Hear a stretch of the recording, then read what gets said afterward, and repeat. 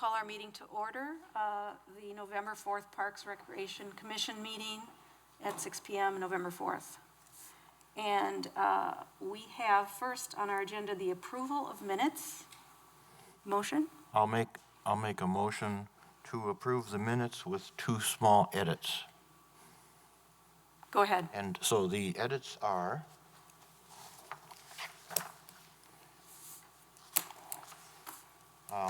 under number 3, public appearances, right after that it says none agenda items should say non, N-O-N. And then let's see here, this would be 6B, and really just look just before 6C. There's a paragraph. The paragraph starts out 15,000 requested. Farther into that paragraph, it says, move to PI dollar projects. And I am guessing that PI means park improvement? Yes. Okay, and the commission asked for no abbreviations, so that should say park improvement instead of PI? Okay, that's it. What was that under 3 again, Pat? That was on the second one? Well, under item number 3, public appearance? Yes, it says none agenda items. Should be non, N-O-N. Oh, none, okay. See, I still didn't catch it, now I do, Okay, because I spelled it incorrectly to begin with. Okay. so then a second needed. So yes, we've read the edits. Do we have a second for approval? I'll second. All in favor? Aye. Opposed? None opposed? We have public appearances, non-agenda items. Everyone is here for an agenda item, so we'll move on. Review and approve the agenda. A motion to do so? Motion, I'll make a motion to approve the agenda as given. Because that's all right with everyone? Katie seconds. Our agenda is approved unless, do I have any other comments before we vote on the agenda? Okay, in favor? Aye. Aye. Okay, thank Aye. you. Number 5. 5A is a comprehensive development plan, CDP 2406-21. And we have a number of people here for 5A. And I believe I'm to start with Chris Ellers, Dan Day, Brian Munson, providing information together. Is that how we're doing? You'd like to do that? Okay.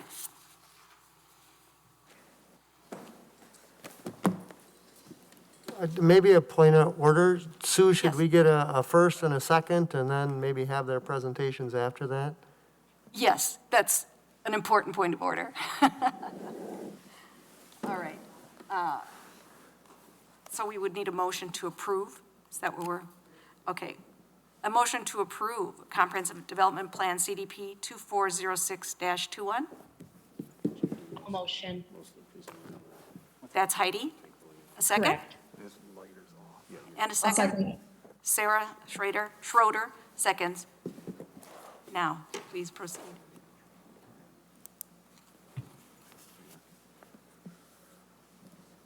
Anything, Scott, that you want to start with? Okay.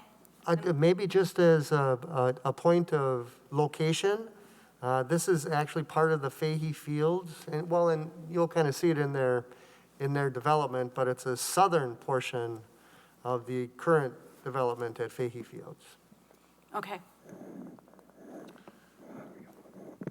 All right, good evening, everybody. Thanks. It's good to be back again, and this time we're over at what Scott just said, over in Fahey Fields, and are working on development of the backside of that area, which will include approximately 260 home sites, a school site, and then some multifamily as well.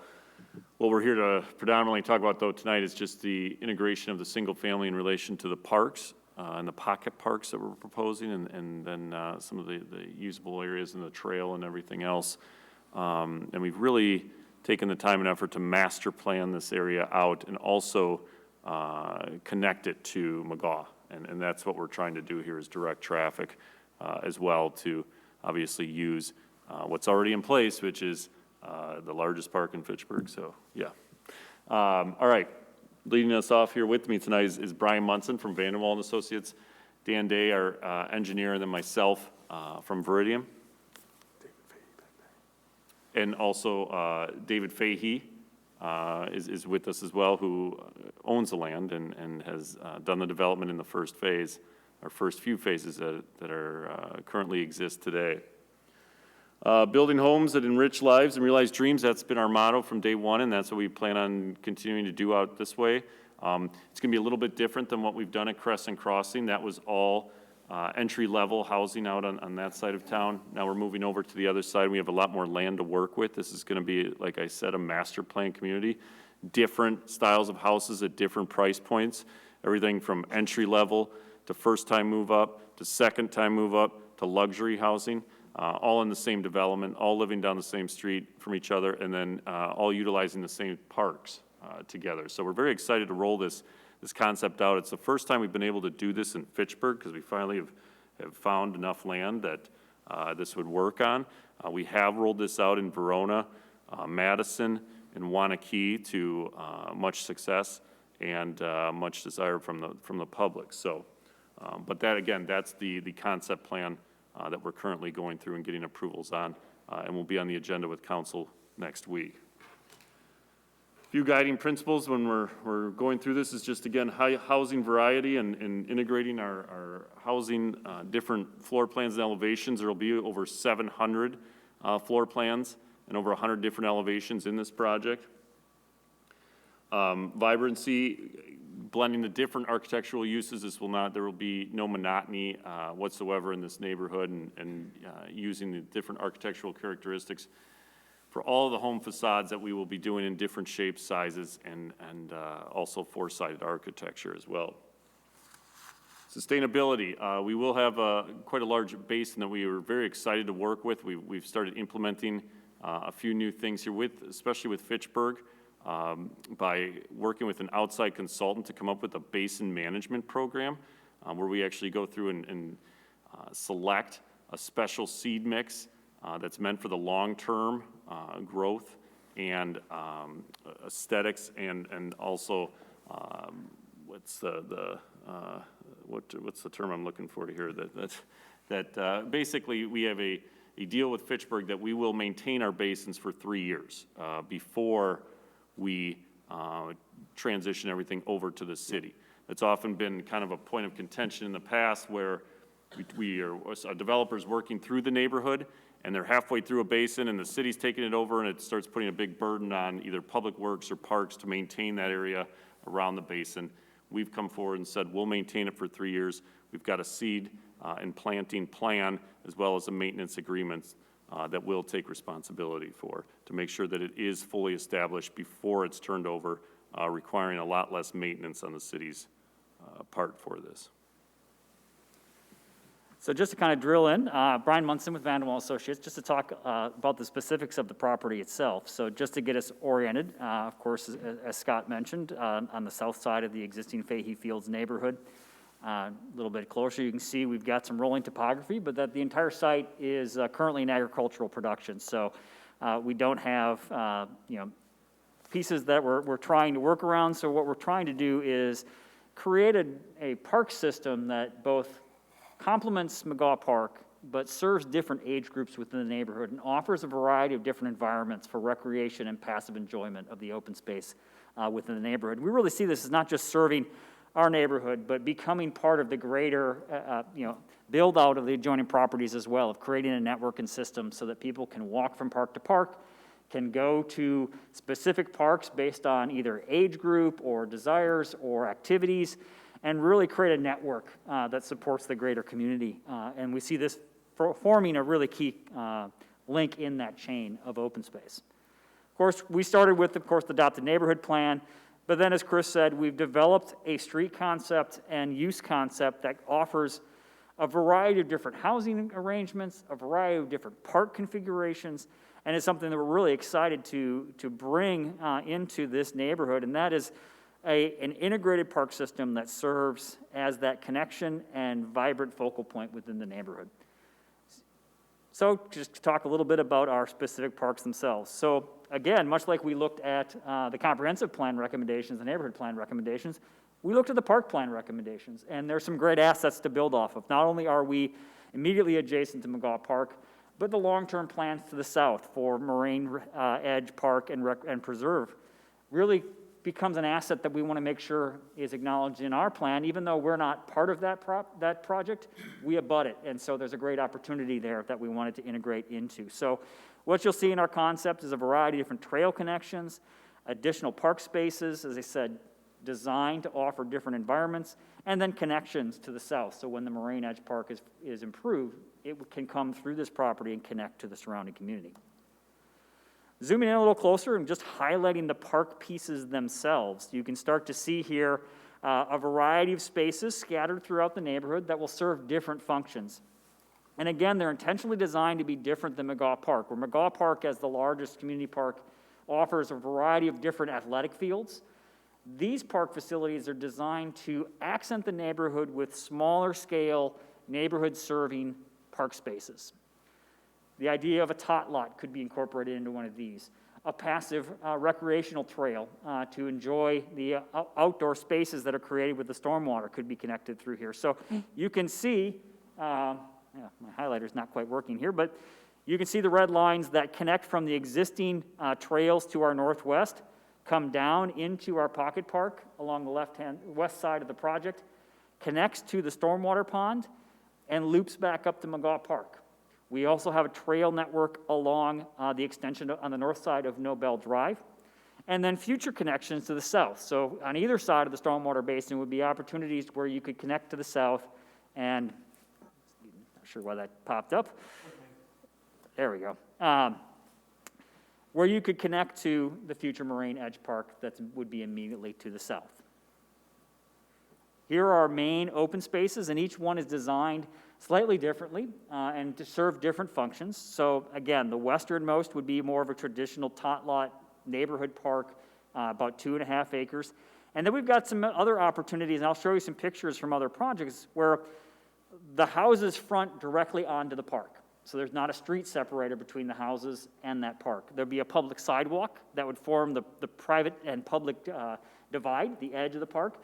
But we've done this in neighborhoods in Sun Prairie, Wanakee, Madison, Verona, and these have been very unique and vibrant settings because they become kind of a front door park to a lot of the neighborhood and places where people are comfortable coming and having different activities. One park in Grandview Commons, for example, we've seen maybe 20 kids in the park and not a single adult because they were all sitting on the abutting porches having conversations while their kids were in spaces that were scaled for those uses. So we're excited to bring some of those to this project. So as we said, the park system will be designed to offer complementary park pieces in addition to McGaw Park. There'll be passive and active recreation incorporated into each of those and can be designed for different age groups and different activities. We've got about 5.5 acres of park space and about 8.5 acres of stormwater management. And we include those two together because we don't see the stormwater management as just a infrastructure piece.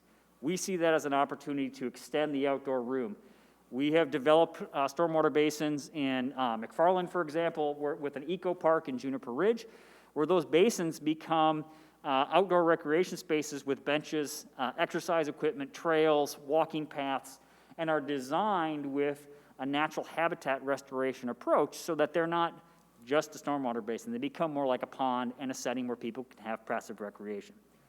We are interested in working with the Parks Commission and the city to design all of these spaces and to really make sure that they serve the functions that we're talking about, and we'll be looking to partner to implement some of these. So we're looking at the trail systems, the park spaces as the ways to partner with the community to create networks and expansion of the existing park system. Of course, as mentioned, the final designs will be developed very closely with the city and implemented, because one of the things we like to do in a lot of our neighborhoods is actually not turn over a park space and say, okay, city, build it when you have the budget. We would rather work in concert with the city to say, we want to build this just like every other piece of neighborhood infrastructure. It's an important thing that needs to happen early and needs to happen in a way that becomes an asset for the greater community. So we're interested in working with you to design the parks, implement the parks, maintain the parks, and get those into early phases of development for the neighborhood. In addition to that, the trail and walking path network will knit its way through this and extend beyond. So we're excited to open up that regional connection from McGaw Park to the west, to the south, and to the east, so that you could go from the new pickleball courts down to Moraine Edge Park in the future, or into the greater community. As I said, the stormwater management isn't just something that is utilitarian. We see these being restored as a natural habitat and becoming an opportunity for the neighbors to interact in a passive sense. And here's an example from Smith's Crossing where this is along a stormwater basin. We have a regional trail that goes along there. We have benches, we have signage, and we will work with the community to make sure that the restoration of that stormwater basin becomes an asset and a functional park space for the community to use. Again, just to kind of bring us to a close, we're excited to be here. It's nice to have a larger project to work on where you can get diversity of housing, you can get diversity of price points, but in this case, you really can get a diversity of park spaces. And so we're excited to bring the neighborhood through the approval process and would be happy to answer any questions that you might have. Any questions? I have a few. Curious about the homes that face onto the park spaces. That seems like a really nice idea, and I can picture the scene that you painted. I wonder if you expect any issues with lack of parking for those homes, having only the alley access. Yeah. Knowing I live near the Uptown Crossing neighborhood, and there's been some heartburn with their parking, especially now with Sayin Road being redeveloped. There's been a bit of back and forth in the neighborhood at large about their parking problems, and I'm wondering if a couple of these streets with the alley-loaded lots facing a park might create that same problem. Sure. So this is something we've worked with in numerous different neighborhoods. It's been and something that has matured well. We've got some of these pocket parks in Grandview Commons that have been in place for 20 years. And one of the things we do look at, use the test of, well, where does the pizza delivery go? Where do your guests come if you're watching a Packer game or any of those kind of functions? And so we design these with desire line paths, for one, so that there are clear sidewalks that you can get to and from. So for example, the park, the linear park adjacent to the school will have a sidewalk along the frontage of all the houses. And if there are points where we can take connections across the park to give folks access out to the street, that is available as well. So that there's always a clear sight line component so that you can see your destination. It's not tucked away and hidden, but that there is a public sidewalk that takes you to there. The other thing we look at is just the delivery of parking across the entire neighborhood. All of these streets are designed to have on-street parking. They're designed to have two-sided on-street parking. And we've studied this very closely in other neighborhoods and found that at any given time, once the neighborhood is built out, and that's probably the challenge right now in Crescent Crossing, is that there's also construction vehicles and other things going on that are utilizing some of those street stalls. But every house in the neighborhood will have 2 off-street parking stalls if they're on an alley, 4 if they're a front-load, more conventional configuration. But when you have a situation like that, we've found through studying other neighborhoods that about 13% of the on-street parking stalls are used at any given time. So there's ample on-street parking availability. What we want to make sure to do is when we're designing these is make sure that you can get from those spots to where you want to go so that you have access to those front doors.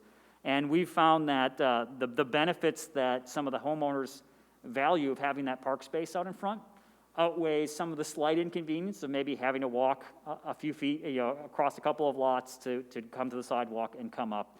And these, as mentioned, have been built, and actually I think I have a picture in here. This upper right picture is from Smith's Crossing. These homes have been in place for 20 years, and I can tell you that if you had been through this neighborhood for Halloween, I would guarantee there was at least 3 or 4 fire pits that have been dragged out there, people enjoying that space, getting to know their neighbors, and that they value that open space component over immediate access. There's parking immediately to the left of this picture, And when you drive out there on a regular basis, there may be 1 or 2 cars out of 20 or so parking stalls along that frontage. So it's something we looked at very closely, and that's really reflected in the design that's being proposed, so that these all have short distances to get to those street stalls for when they have events or ordering a pizza or anything like that. You mentioned the alley homes have 2 off-street spots. Is that like in the driveway apron, or is that in the garage? That's in the garage. Okay. And again, what we found over the years, because we question, people have stuff, what happens if they fill up their garage? Well, we found that the alley houses really kind of self-modulate themselves in that when people buy them, they know that they have the 2 stalls. We haven't seen an issue in neighborhoods that have been built more than 20-plus years of long-term vehicle storage on streets or anything like that. And it's really a reflection of people kind of being able to look at it and make choices. If the alley product didn't appeal to them, there are other choices within this neighborhood or elsewhere in the community. And so by having a diversity of housing, people have self-selected to kind of match their lifestyle in some of the alley product.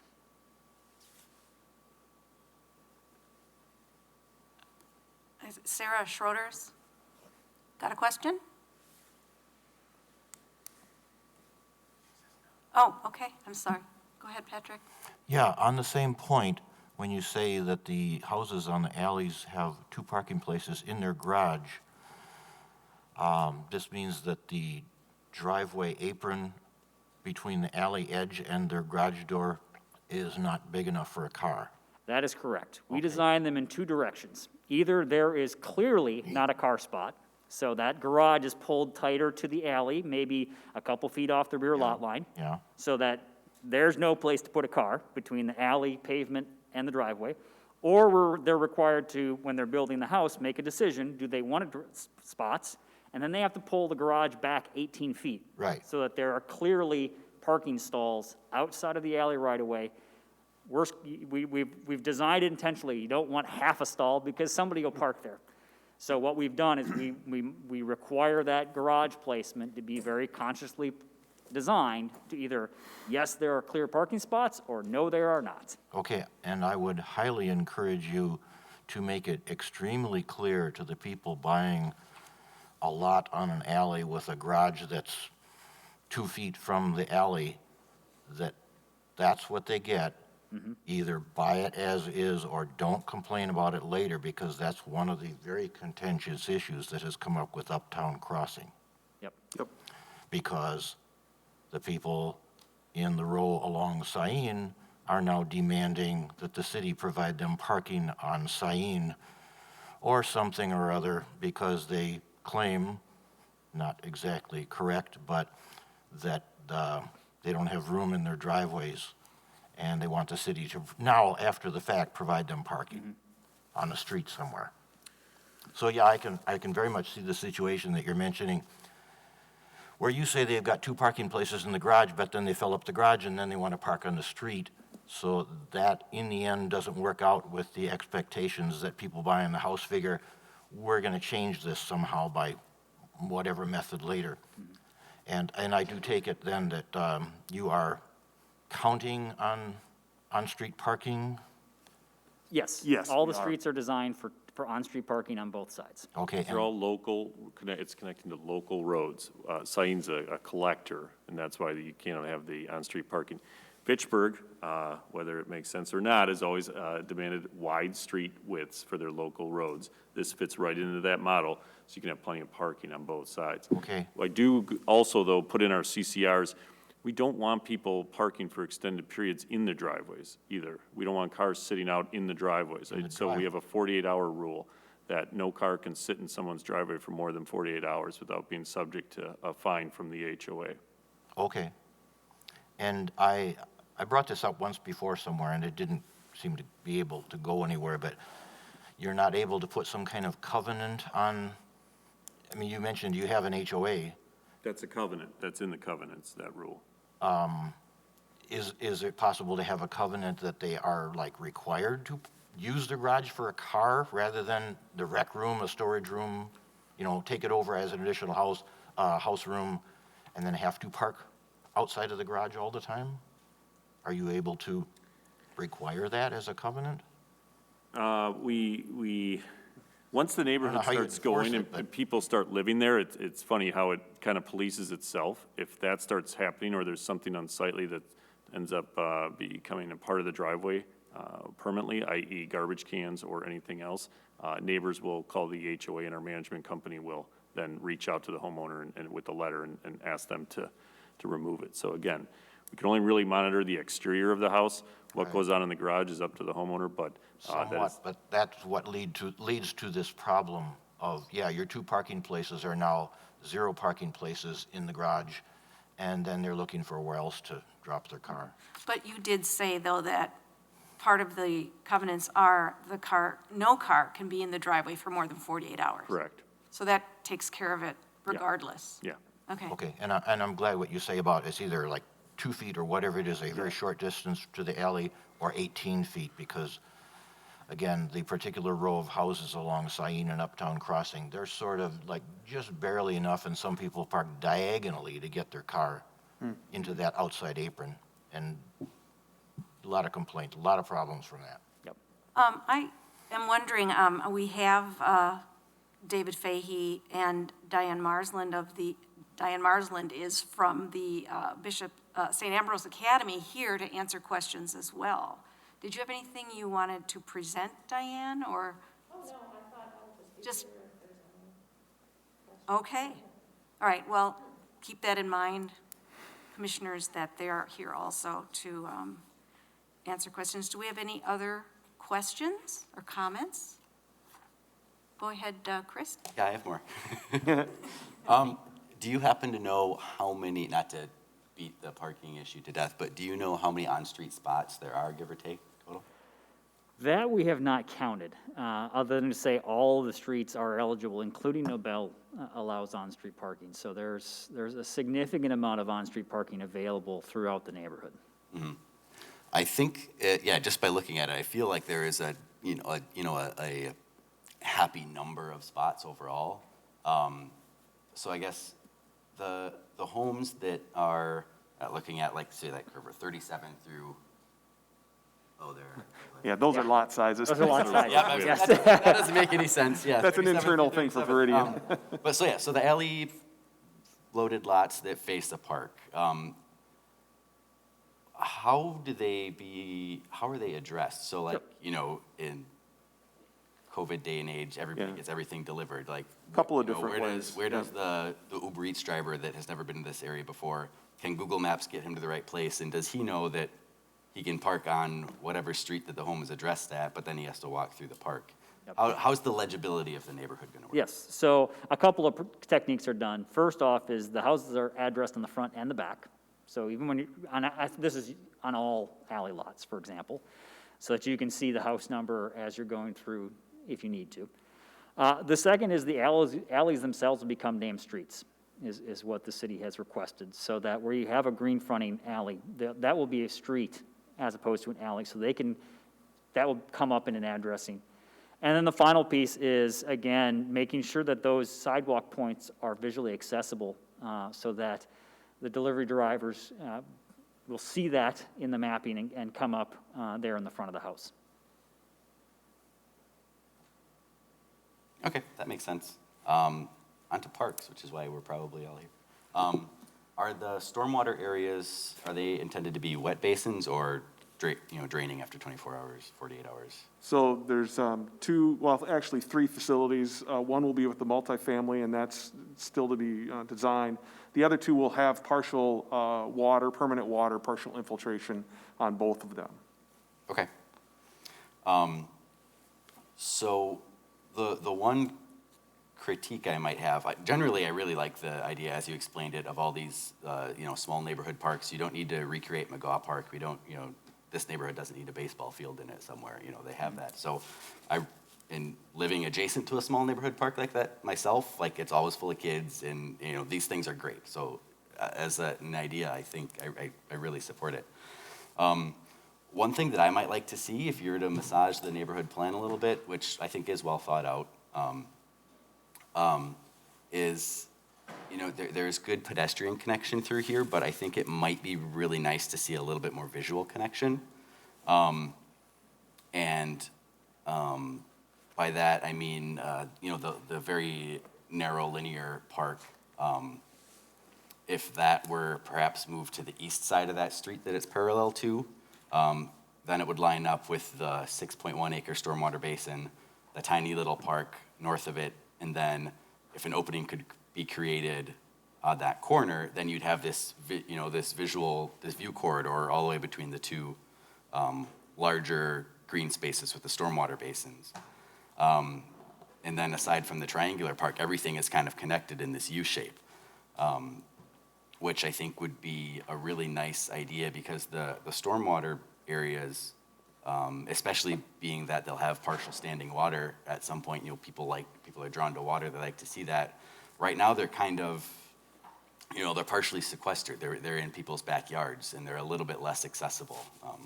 The large one on the south, of course, has two areas, but open to the street. But I think if you could have that broad, view shed between both of them, I think that would open up the neighborhood a little bit more, and be a really nice idea. But in all, I really like this idea of little pocket parks. Thank you.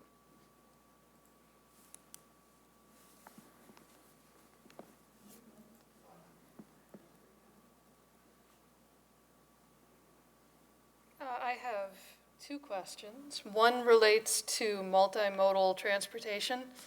Nobel Drive seems to have a wide asphalt path that currently exists on the northern side. Do you plan to continue that through this development? Yes, Yes. that will be extended to the east end per the plan, neighborhood plan. Okay. Will the north-south pathway that is to, it's about a third of the way over? Yep. Up at the north edge, will that also be continued on through the development? Yes. I saw you had a path connection, it just didn't define. Yeah, it starts in the northeast corner at the existing path off the site near the, is it softball or baseball diamond? I'm not sure, Scott, I can't remember. Comes through the stormwater basin, then goes to the southwest, comes along the front of the lots in the narrow park, down to the stormwater basin and hooks all the way around and then back to the north. And are you planning on that being a paved path? Yes, that'll be 10-foot wide paved path, Great. minimum, yep. Right, and my second one was actually a stormwater-related question, which is kind of a two-part. I'm really glad to hear that you guys have a maintenance agreement potentially in place for 3 years post-development. When you have hit that 3-year point, will Fitchburg require you to do an as-built survey and confirm? The as-built survey actually happens before that, so we do that like after 6 months or something like that. Will the neighborhood have been fully stabilized at that point? Or is there still the potential from each of these individual lots to be contributing sediment to the ponds that the city will be required? That's a really good question, and I can't remember exactly if it's right away or if it's towards the end of the 3 years. I know we do them right away just because we want to make sure that they're right. But yes, I mean, that's certainly something that we want to make sure we're passing on is something that is fully, still fully functional. So a check on the depth of those ponds to make sure that they're not filled up with sediment at the 3 years would be, is a fine thing to do. Well, Fitchburg goes out and inspects it. Yes. Yes. Before they accept it, so. Oh, yeah. Yeah. Yeah, but if it's before all of the lots have been developed, there's still an enormous potential for those basins to continue to fill in Right. during final construction. And also related to stormwater, while I realize that the rates that leave the site will not be increasing, do the ponds in this development have any potential for creating other issues downstream due to the additional volume? So we are doing the required 90% stay on plus, if we can get above the 90%. So we're actually just going through that design right now, and it's working out actually fairly well. So I'm encouraged with the results that we're going to have. So I believe that when you talk about the 3 different ways they're going, they've all been designed for that overflow. There was some concerns in the northeast pond about overflow going to the east, and that's not going to happen. Any overflow will be going down Notre Dame the way it's always been intended. So yes, I'm pretty comfortable that any downstream overflow will be sufficiently sized to be able to handle that. Okay. Patrick? Isn't it 100% stay on pre-development? It is not, it's 90%. 90%. I think somebody should check on that. Yeah, it's definitely 90%. It is? I've been hearing 100 from other sources. Well, yeah, in Fitchburg, it is 90. The stormwater ponds get turned over to the Public Works Department eventually. Are you asking for credit for the parkland dedication for these stormwater ponds? So a couple of elements to that we've had a couple of preliminary conversations with Scott about. First of all, is the paths that go through those areas, we're looking for dedication, credit for dedication for those paths, okay? Okay, yeah. And then secondly, we had some really preliminary discussions a couple days ago about whether there's places that we can activate in those stormwater ponds that aren't necessarily the active area for stormwater, that could be, say, this is very usable open space that could be accredited towards park dedication. And that's something we've just started really talking about, and we're, you know, as we do the designs, that will kind of reveal itself of whether we have any spots that might make some sense.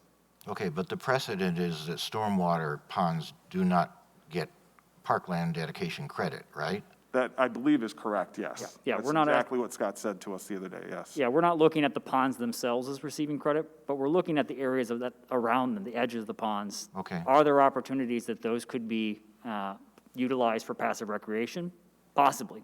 Certainly not all of it, but there are opportunities where those could be designed and developed as a way that people could really, you know, make those part of the outdoor room for the neighborhood.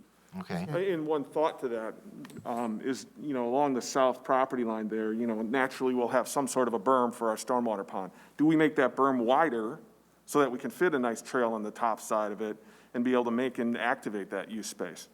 Don't know, it's just a concept and an idea, and we'll figure that out a little bit more as we get into the design, to say, hey, do we have the room to do that? Do we have the room to make it something that is advantageous to the city of Fitchburg? yeah, and I would like that idea. Okay. Just And this and as we will, dedication thing.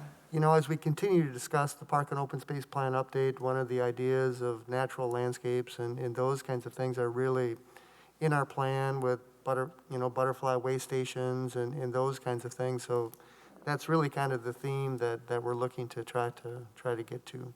Yep.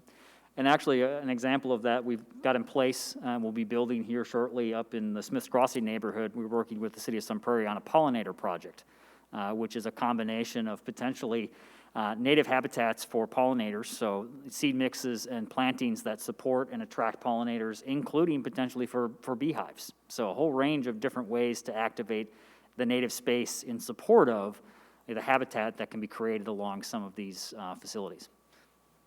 Okay. Will these stormwater ponds have aerators?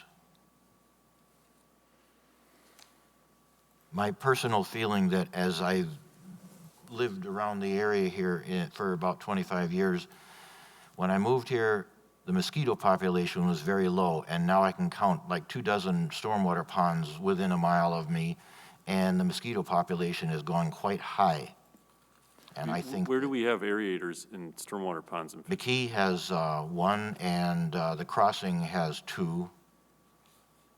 In the big, those are Okay, yeah, there can be others. the city so manages It's not unprecedented, and I think There's that it fish in there, helps keep too. the mosquito population down. That's the, Yeah, you mean the we- fishing ponds at McKee? What? The fishing ponds at McKee? Yeah, they have them. Yeah, Generally, as a rule, we haven't put in aerators. There are a few special cases that we have in the past, just for circumstances and reasons. I'm not sure who owns and maintains that aerator, I guess is the question, because it's not insignificant, not just the installation cost, but the long-term maintenance, and you gotta pull them out every year. They and so do, on the and so city forth. pulls them out. So yeah, we could, and actually then it would turn into an amenity, wouldn't it? I mean, if we turn this into a fishing no, pond? it's just to keep the mosquitoes down. No, but I would want to put fish in there Then they and get- let, then they I get mean, the parkland kids could go dedication, fishing. Patrick. What? I mean, what a great, I mean, it'd be a tremendous opportunity. My kids, they go down and fish all the time in McKee, and we could do that here. We could do that here. I'd like to see the aerator, I'd like to know see if the park fish will- credits for the area. I know you will, Yeah, yeah. What? No.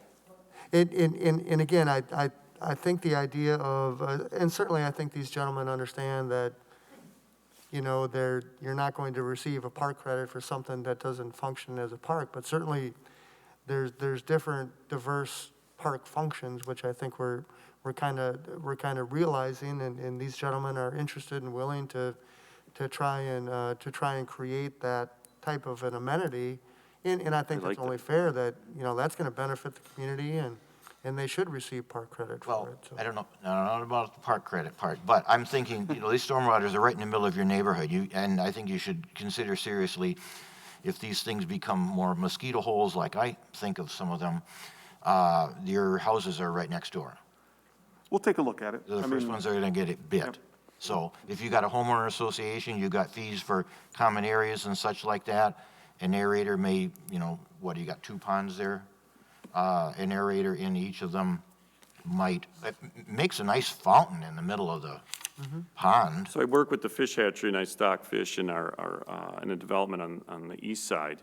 Same situation with the aerator. We have it gets removed every year, but after about 4 or 5 years, it's really taken shape and become a true destination. And I really think there is, this is big enough that we could do something like that here. We'll look at this. We'll look at turning this into a type of fishing amenity. I like that idea. we just got to make sure it's big enough.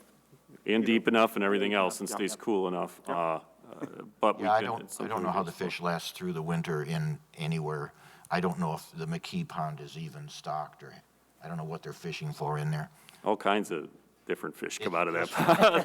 That's what I've seen. Yeah, I don't know how they get there either, but yeah. donate their goldfish or something. The mosquitoes are my issues, and Okay. I'm Okay. trying to encourage Public Works to either aerate or treat with BTI, the stormwater ponds that we have already. Oh, I get it, yep, especially a couple of years ago. It was pretty bad, so, yeah. Sounds good. Julia, go ahead.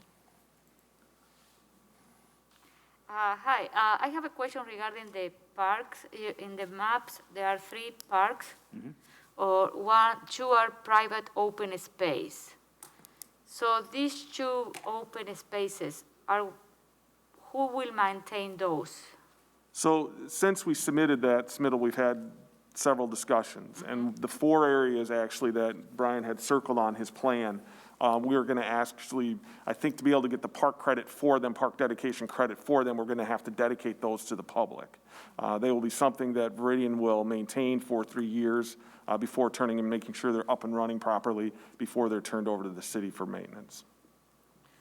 Now, at Crescent Crossing, We learned the hard way on that. Yes. We made a grammatical error on the plat and called it, what did we call it, private? Private open space. Private open space, and as a result, we've had to go get signatures from every single homeowner that lives out there that says they understand that a park is going to get built next to them. So we've really been put through the ringer from the city attorney here, and we listened and we learned our lesson not to do that again. I didn't know a thing about that. Oh, that's coming. That's coming. You'll see us in a couple weeks here, and we learned quite the lesson on that one. Well, not to do I that just again. want to quickly ask a follow-up.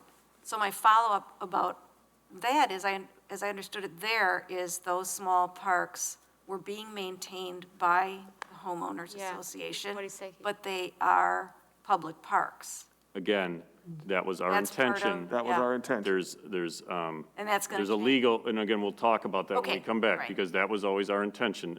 But Fitchburg's attorney has a different idea, and that's what we're trying to work through with Scott, because we don't want to burden the staff, and we understand that. Got it, So okay. we're trying to figure this out we'll stay tuned. through the legalese that we have been, taking us 3 months and a lot of legal bills to get through here. Sorry, so. Julia, No, yeah, my ahead. other comment about, because, we have an issue about capacity maintaining our own parks, and this is our 3 new parks. And my question is, if one of those parks, especially the one that is more rectangular, I don't know, that area could be converted to a prairie area where we can, it's easy to maintain, we can keep the wild, we have some animals there that can continue being in that area. But I think I would say that how to avoid to have this big open grassy area where we had to mow and keep and maintain, that we cannot do that as a city anymore. You know, we don't have the capacity and the resources. So how we can see other type of parks, you know, where we can have a prairie. You know, so So I think there might be an opportunity to incorporate some of that, but what I'm concerned about is the main focus of these areas is just for the kids to go out and throw a baseball or a ball or a frisbee or whatever it might be, and have some active open space close to their houses. So we still have to make sure we provide that kind of an area, but we would certainly look at, you know, are there areas that we can then do in other type of other type of seating that would maybe do that too. So we can certainly look at that. And we'll work closely with the city when we get to the next phase of actually starting to design some of these spaces. And that's something we can take in mind is that maintenance component. And are there creative solutions either through the design or through the maintenance agreements or things that could be done down the line? You know, we've worked very closely with our communities to make sure these spaces become assets and not a detriment. And it's not just, you know, the physical design, but as you said, over time, recognizing that the community takes them over for maintenance, how do we make that transition appropriately? And then how do we make sure that that's sustainable into the future from a budgetary sense? And maybe just a general overall comment, and Chris kind of alluded to it when the gentleman came in and spoke to me. We discussed specifically their development, but we also included more of a regional type discussion.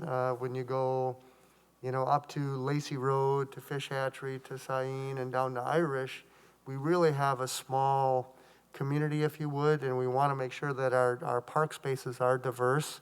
And I think, as they mentioned, we've got the athletic fields, and potentially here we could have a Monarch Way station. So they really, I think they've done a nice job of considering that you know, it's not just specifically their development, but the region as a whole, that it does become a comprehensive, diverse park system, if you would. Connected with trails and those kinds of things, so. And I really like the idea of continuing to look at the idea, as Julie alluded to, partnerships and There's an 3-year opportunity. agreements and all of those kinds of relationships to make it a win-win for everybody. So we continue to look at those possibilities. There's an opportunity for us to, again, explore this down the path, but the HOA to maintain these would be ideal as well, and take that burden off the city, and then we can also make sure it's getting mowed in a timely manner and everything else. So we'll continue to discuss how that would be structured. Another question, I don't know, about the school, you know, because the school, I assume that the school is going to have also a playground, some fields. Isn't it they're going to be open, or it's going to be fenced? The school is going to fence their area. Do you know that or no?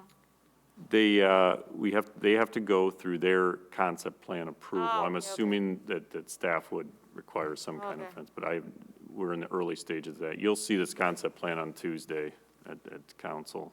We're just Okay. in for this part of it You right know, now. Yeah, this would be step one of multiple steps in different applications. So, yeah, we're talking about the single family and the twin home components tonight largely, but there'll be separate applications that are gonna come through preliminary plat, general development plans for the multifamily, for the single family twins, and there'll be a conditional use permit for the school down the line. So there'll be a lot of more details developed every step along the way, but that, you know, we wanted to take this opportunity to really present the whole package of how it all kind of knits together to form a neighborhood. And so that's really the strength of the CDP application. But the details, as you said, the details of fencing and design components are yet to come. And we certainly appreciate you taking the time to come and fill us in on the concept plan and the idea, and I think it's good, you know. I have one, hopefully quick comment, because I did note you mentioned about honeybees, and I understand that that's just a thought right now, not a It is. commitment of any sort. And the concept of pollinator gardens or pollinator support is important, and so any amenities along those lines are great. Honeybees are not native bees, and so while they create enjoyment and a hobby for families or individuals, they actually compete with native bees for the same nectar sources. So one of the reasons that there are difficulties in compressed areas where there isn't a lot to choose from, that the native pollinators struggle, is if there are a lot of honeybee hives nearby. Yep. So just to bear in mind. Well, appreciate the input, because again, just a concept, that's something Right, that was right. done in Sun Prairie. Our goal is to make sustainable native habitats when we're doing restoration efforts, so. Right, we'll and take of the that- bees, yep. of the native bees, they're mostly docile, Mm-hmm. and the honeybees would be more on the aggressive side. Mm-hmm. You have to work really hard to get stung by a bumblebee, Yeah. but, honeybees not so much. Anything else, Patrick? Then we'll Yeah, wrap. I'm taking it that the color is related to the size of the lots on here.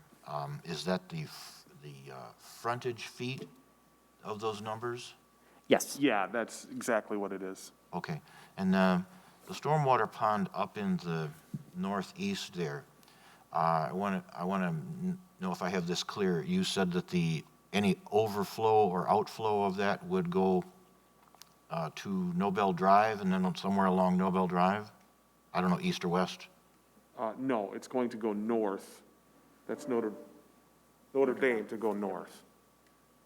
So this pond in the northeast corner is only being used for infiltration purposes.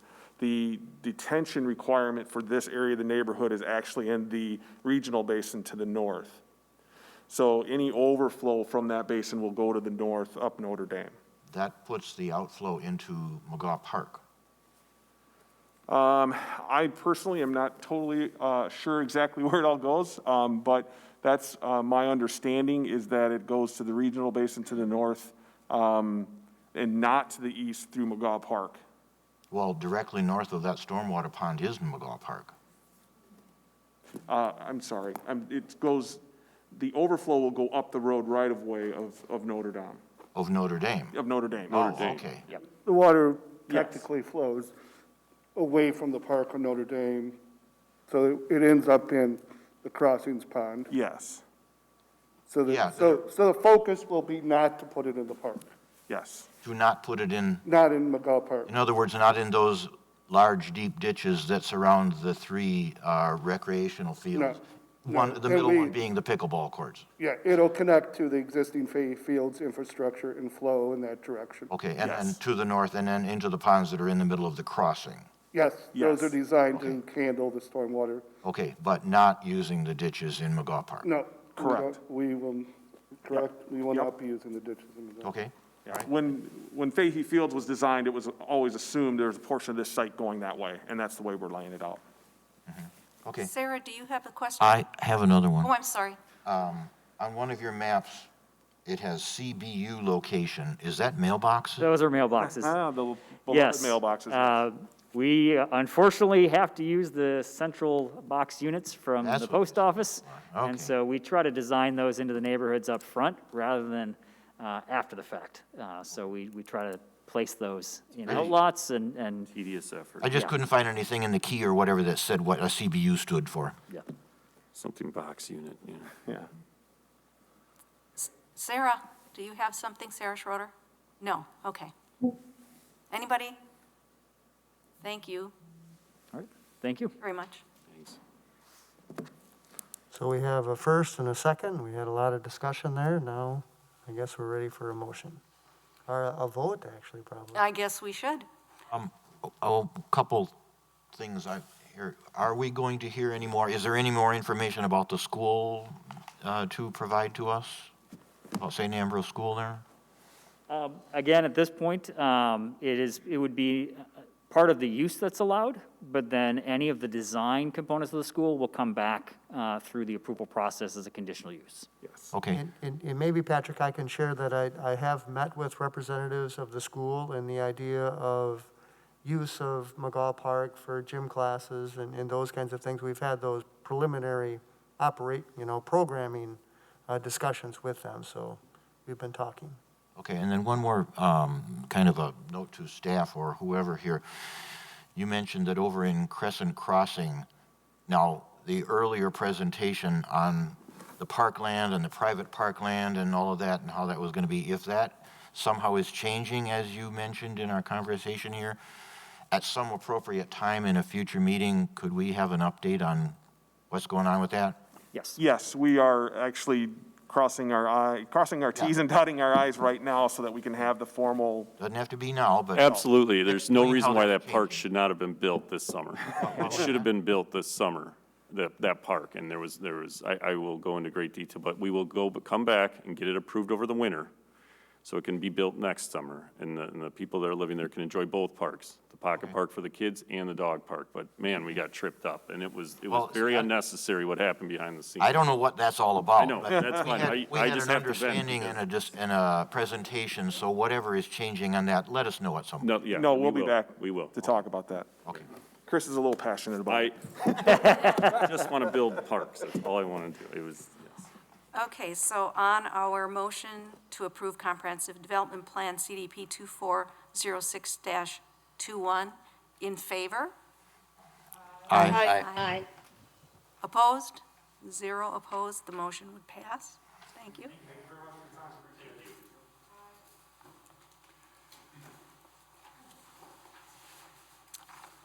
Okay, we are at 5B, the Parks Open Space and Recreation Plan Update. It says work session action items. This is though, Scott, you can tell us this presentation, discussion with Wade? It will be discussion, yep, and actually Wade, I believe, there's Wade, and he did put together a little bit of a worksheet. And actually, this is work session number 2, which is action items. So Wade will do a little bit of a review of that section, along with incorporating comments that we've been hearing along the way. But certainly, we're open to any other comments that the commissioners may have, so. I'll throw it to you, Wade. All right, hello, Commission. Yeah, I'm going to start by sharing my screen. And folks should see a Word document there in front of you. And you did get this yesterday. I apologize for not getting it to you earlier, but hopefully folks had a chance to look through some of this. So yeah, as Scott mentioned, our goal here tonight is to talk in more detail about what I would call the meat of the Parks Plan update, and that's our action item section. And just to be clear, nothing has to be decided tonight. This is merely a work session, and we will come back with a draft, based on feedback in the upcoming months. So again, just a general discussion, and then staff will come back with a draft for the commission's review. So a couple things going on in this document. The first being, as Scott mentioned, we have been at this a couple of months now. We have had various opportunities for feedback, both from this commission and our general public. And in terms of what I think we're hearing, I would categorize them into about, themes, 12 different themes. And then I've grouped those themes into various categories. So food and drink opportunities, we've heard a little bit about that from some folks. Well, I guess I'll back up. So the first category in terms of what we're hearing is what I'll call amenities and facilities. And again, these are just general categories I came up with. So don't need to get hung up on those category names, but that's just kind of what I'm working with. So food and drink opportunities, again, we've heard some issues with that. Public art was brought up, and then specific improvements at specific parts. So what I want to do is just run through these quickly, kind of give you a sense of what I think the theme is, and then how it could potentially be incorporated into our existing or our tweaked action item framework. So the food and drink opportunities, again, we have heard some concern from a few McKee Farms Park neighbors. To be quite honest, I don't really understand the concerns. I'm willing to listen, but just to be clear, there's no beer garden being planned at McKee Farms Park. So I'll stop there, and we can certainly talk more about that. Food and drink was identified as a top desired use in our 2016 survey. So I think that's important to think about. And then we do also have food and drink in various city parks, and I can talk more about that if the commission would like. As of today, we have that.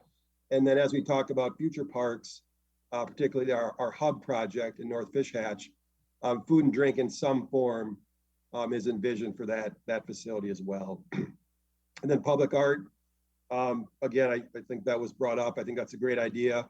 We can certainly call that out, in more detail in our existing action items. And I should back up. So the first column here is, again, the theme. The second column is whether it's, in my opinion, whether it's generally addressed in a current action item.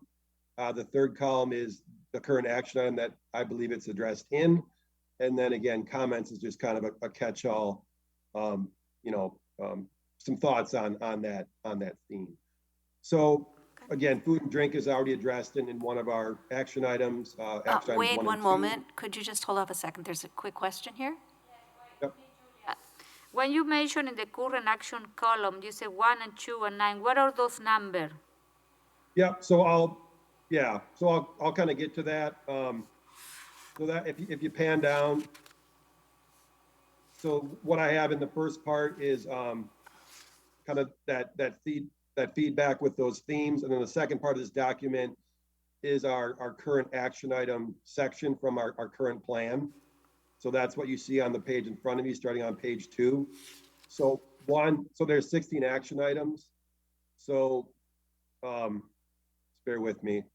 So the numbers you see in that current action item column correspond to the action item numbers that are in the following pages.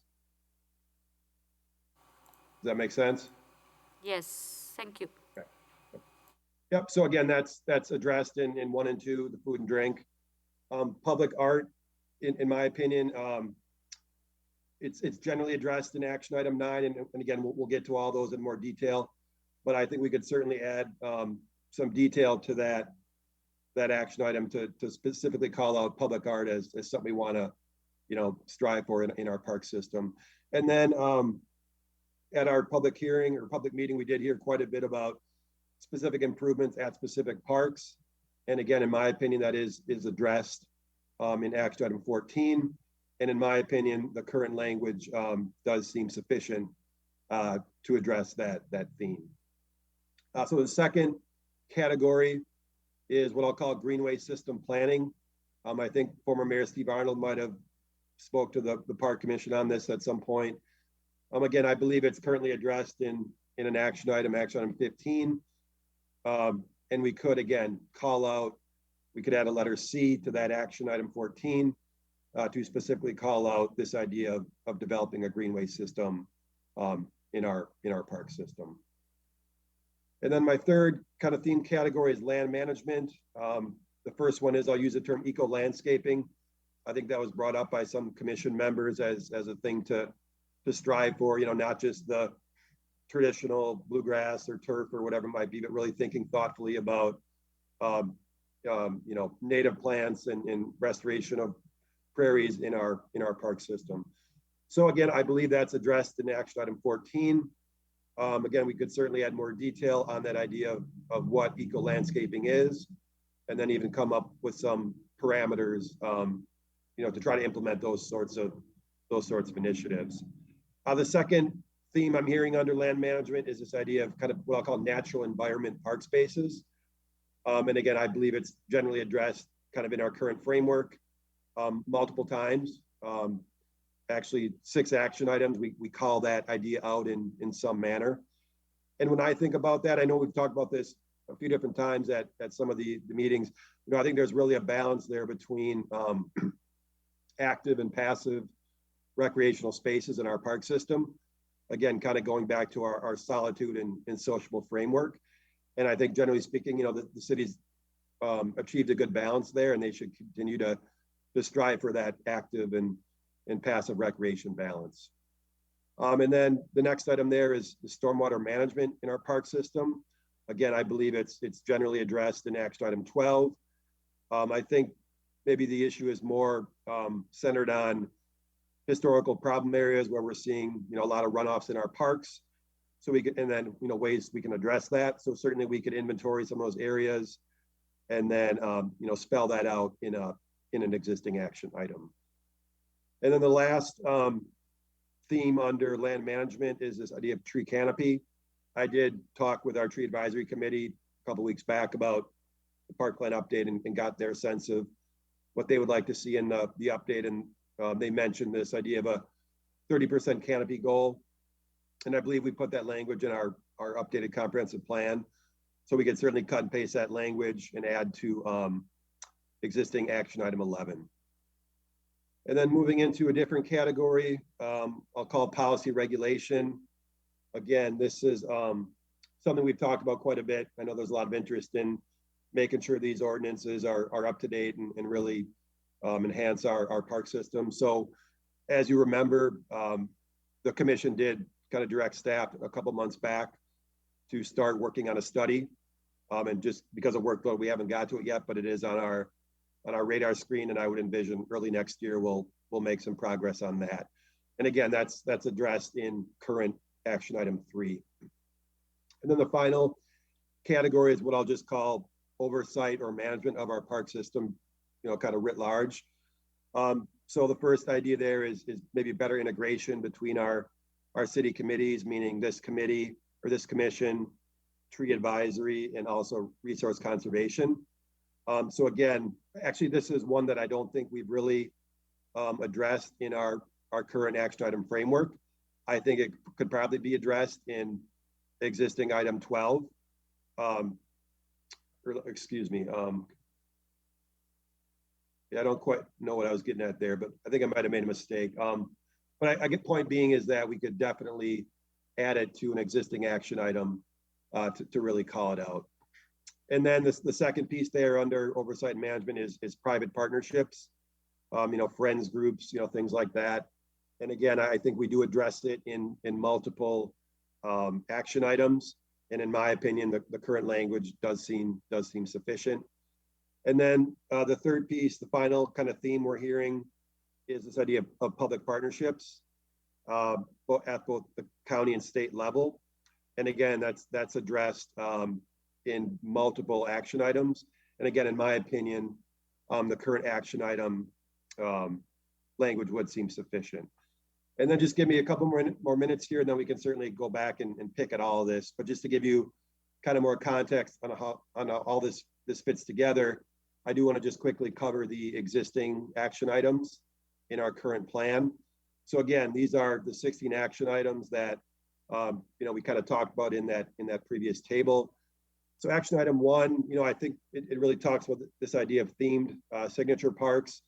I think there's really probably some revision that could go on here. There's some themes that we thought 5 years ago made a lot of sense at certain areas. Maybe now they don't make as much sense. So we could really, go back and rethink this one, in my opinion. Number 2, this is kind of the partnership item. We talk about local food. We talk about some other partnerships. So the red are basically my notes on how these could be revised, tweaked, or progress we've made thus far on implementing the items. So to this point A about food and drink, we did create like an RFP template. So if in the future we want to try to get concessionaires or vendors into our park system, we've got that template that we can work with. So that was kind of a box checked there. And then the B there, we talk about this idea of a partnership at Quarry Ridge with a velodrome. I don't know if that's still in the cards, so that might be something that we could probably look at revising based on its non-feasibility given current conditions. 3, again, talks about that study, parkland dedication standards. Again, per this body, staff will continue work on that in the very near future. Action item 4, this is kind of centered on what I'll call neighborhood centers. Again, kind of a new idea to Fitchburg, but something that we've made a lot of progress on. I think the hub is a classic example. We've really made progress on that. And I think we can maybe reflect that in our updated action item. And I'd also like to speak here to the progress being made on the Verona Road West Teen Center, which is currently under the parks purview. So again, that could be fleshed out in this action item as well. And then moving on to action item 5, this just talks about kind of that seams idea of bike trails and paths. We did complete our bike and ped plan update back in 2008. So that's or excuse me, 2008 was the 2 updates ago. I believe that 2016 was our most recent update. So that's again, a box checked. C, under this item, it talks about partnering or submitting applications to the Dane County grant program. We've done that in 2021 under the hub, and we envision doing that again in 2022. Number 6 is community gardens development. I think, again, this is a box checked. We've actually got 4 gardens online, since this plan was developed. And I think community gardens are blowing up in our parks. People love them. So I think we'll probably see more come online over the next couple of years as well. And then number 7, this was a specific park idea, dog park. We did get that completed in the past 5-year cycle as well. So that can, probably come out of this framework. Moving into 8, this is kind of talks about staffing, and more particularly kind of what I'll call culturally relevant staff to specific neighborhoods. So under our broader Healthy Neighborhoods Initiative, we have started a program. We call it our Neighborhood Navigators program. And it's not in the Parks Department, it's under planning, but they do a lot of work with, we work with Scott and, get programming in some of our parks. So I would say that's, again, a box checked. We initiated that program back in 2019, and we're slowly trying to build that capacity every year. Letter B under 8 is this idea of kind of partnering with our academic facilities, UW, graduate programs. We have submitted multiple applications in the past couple of years to have students do work. Generally speaking, in my opinion, it's a fair amount of work for the application process, and we don't always maybe get the benefit that we're looking for.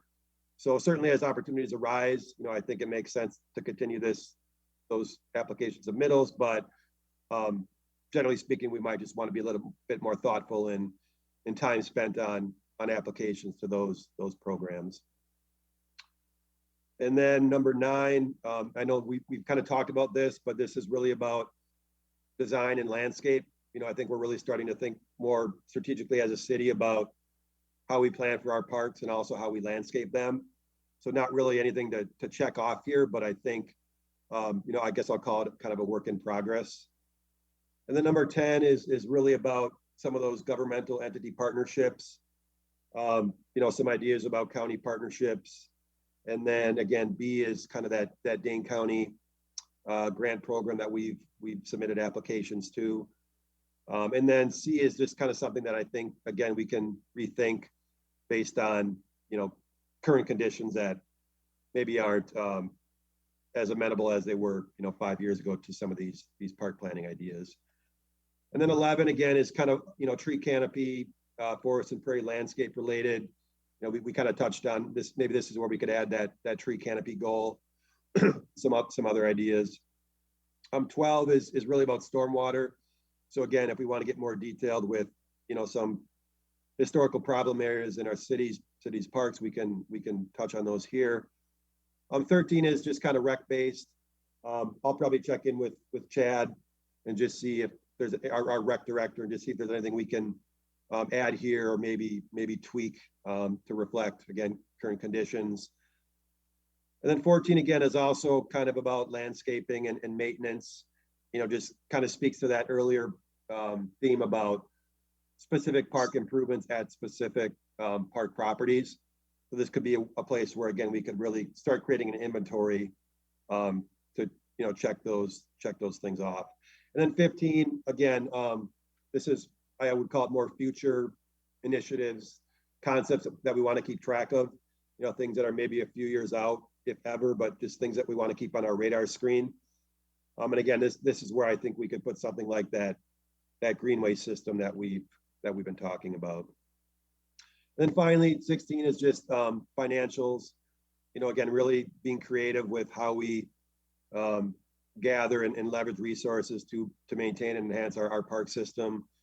To that point, we talk about partnerships with private entities. We are exploring that at the hub. We've got some local businesses that I think will be a key part of planning and ongoing support of certain elements at the hub. So we'll continue with those discussions.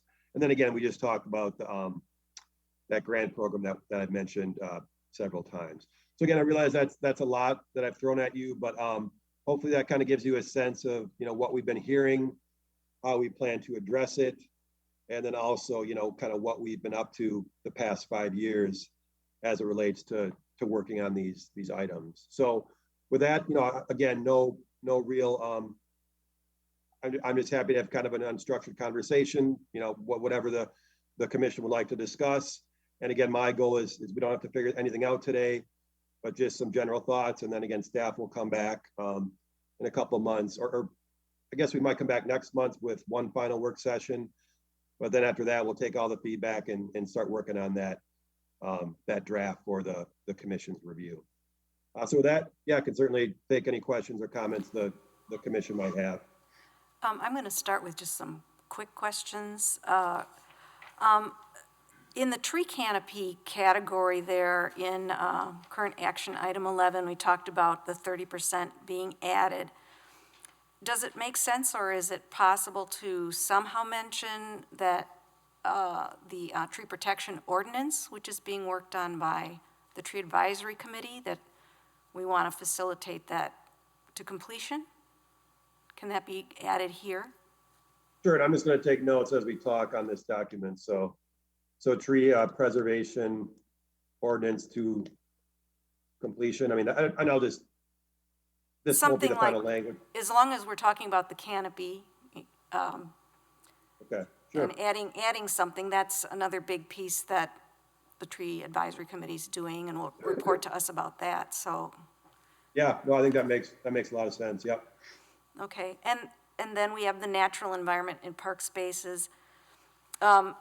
Is there any place where it's centralized? We have a title, Parks and Open Space, and open space is so many different things. It's mowed space to play football, it's, might be natural areas, it might be, you know, stormwater or quasi-stormwater sequestration in a park. Is there a way of adding more to a definition? I'm looking for something that talks about a value of stewardship of the natural environment. Yeah, I think I understand where you're going. Yeah, we have categories of our park properties, you know, natural areas, neighborhood parks, community parks. Yeah, I mean, I can think that through a little bit more. But are you just kind of talking about ultimately, like, maybe just flesh out your thought a little bit more, just so I get a better sense of kind of what you're thinking. Sort of like a statement of the ethics of care of the land. Okay. Because Fitchburg, being as large as it is, has a lot of open space, and, you know, we're talking about trying to get away from mowing unnecessarily, which is, that's a good thing. So, and maybe it's already in here, I just couldn't pinpoint it, of talking about the value of taking care of and restoring natural spaces and how that affects the quality of life in the community as well. Yeah, we've kind of got this goal list, which is kind of the, you know, if you think about a hierarchy of goals are kind of broad, abstract, and then action items are more specific to achieve goals. And yeah, we could maybe tweak these a little bit to kind of get that, like a land ethic statement, or just something that captures that a little bit in more detail. Yeah. Okay. Yeah, those were the two quick questions I had, and I know others have questions and comments. And Patrick is ready. Yeah, back to your first page there with your 4 columns in it and the food and drink opportunities. Yep. Your comment in there is concern from a few McKee Farms Park neighbors. I want to point out that was more than a few, and I think wording like that was not fair to the large number of people from that area who objected to the beer garden proposal that was brought forward. And this seems to want to downplay or set aside those objections. And there were strong objections. There was heated discussion on that. So this food and drink opportunities category seems to be too wide to include anything. There is a big difference between soda and water sales or slushies from that concessionaire that we have a contract with versus allowing a tavern in a public park. And as I saw it, the main objection, at least as I saw it, was turning over a public building built by taxpayers, the one and only park shelter, and this doesn't mean specifically McKee, but in any park, a park has a park shelter, and turning over the one park shelter to a private enterprise was highly objectionable. So I feel that the comment that you made there, a few McKee Farms Park neighbors, disrespects the valid objections that that large group had. And I think we need to work on this food and drink opportunities definition and category more. Yep, no disrespect intended, Patty. Let me be clear. We're not proposing, this policy does not propose a beer garden at McKee Farms Park. I'll repeat that. This policy does not propose a beer garden at McKee Farms Park. I was not referencing that group of people that were anti-beer garden 3 years ago. I was referencing the comments I've heard in the past couple of months related to this park plan update. And I don't know what a few, I don't know, maybe it was 5 or 10 people that we've heard from in the past couple of months. It certainly wasn't, in my opinion, a large number. So again, this policy is not saying we're gonna beat our heads against the wall and try to get a beer garden at McKee Farms Park again. That's not what this is saying. This is saying as appropriate opportunities arise for food and drink in our parks, which is an emerging trend in city parks, and it's very successful, that we don't close ourselves off to it. That's simply all it's saying. And again, no disrespect intended to, and no intent to mislead. So I'll leave it there, I guess. Well, their comments from a few years ago are still valid now, and they have been, I believe, looking for changes in this park and open space plan based on that problem of 3 years ago, where this is the time to make those changes. And so we need to keep that in mind and do something about that and not just let it go through. This park and open space plan, as it's worded right here, is very broad and open-ended, and you may say, yeah, and I agree, there's not a beer garden proposal for McKee because the public and the commission killed that seriously 3 years ago. So I don't imagine you're going to try that again. But there are other parks, there may be other proposals, and when somebody, maybe from a private enterprise, sees food and drink opportunities, and yeah, you can drink soda, you can drink water, you can drink beer. That whole proposal from 3 years ago was highly objectionable, and there's a big difference between alcohol sales and slushies. And let me be clear, it was highly objectionable to a group of McKee Farms Park neighbors. I objected to it also. We live in a city of, Patrick, we live in a city of 30,000. One of the top respondents, one of the top desired uses in our park system was food and drink. Again, I'm not saying their objections were not valid. I'm just saying, let's keep in mind, we're in a city of 30,000. Food and drink opportunities that are more appropriate somewhere else may arise. And let's not close ourselves off to them. Again, not discounting issues, concerns, any of that, but just let's think about the bigger picture here. And that's when you say in some other location, that's exactly what I'm getting at, is you may propose it in McKee or Tower Hill or somewhere else. And then you're going to have the same, I think, complaints and such over again. So again, that was a bad proposal. And this category is too wide. Okay, Julia has a comment to add on. Yeah, so, okay, I understand because I live 2 blocks away from the park and I was dealing with all the neighbors at that time. And I understand they didn't want to have the beer garden there because it was too close to the children playground. They didn't want to have that. But the question that we need to ask as a commissioner here is, we have many, many parks. We are building many, many new parks. And the idea is that we are gonna try to ban this beer garden from every park in the city, or what is the intention? You know, if we are gonna determine that there are gonna be parks that are gonna be more suitable to have beer garden compared to the other ones, you know what I mean? So this is the thing that we need to think big, and because also we do concerts in the parks, we bring food cart, we bring people that also are selling beer in Mackey Farm Park right now during the concert.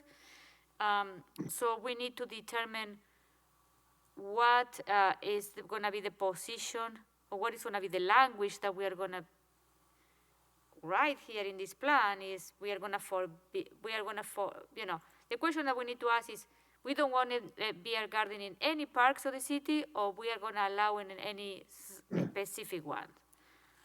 So that one is If I could just, something if that I we could need just to talk add one about. comment too, we currently do have a beer concession at our golf course, which is, you know, part of our park system.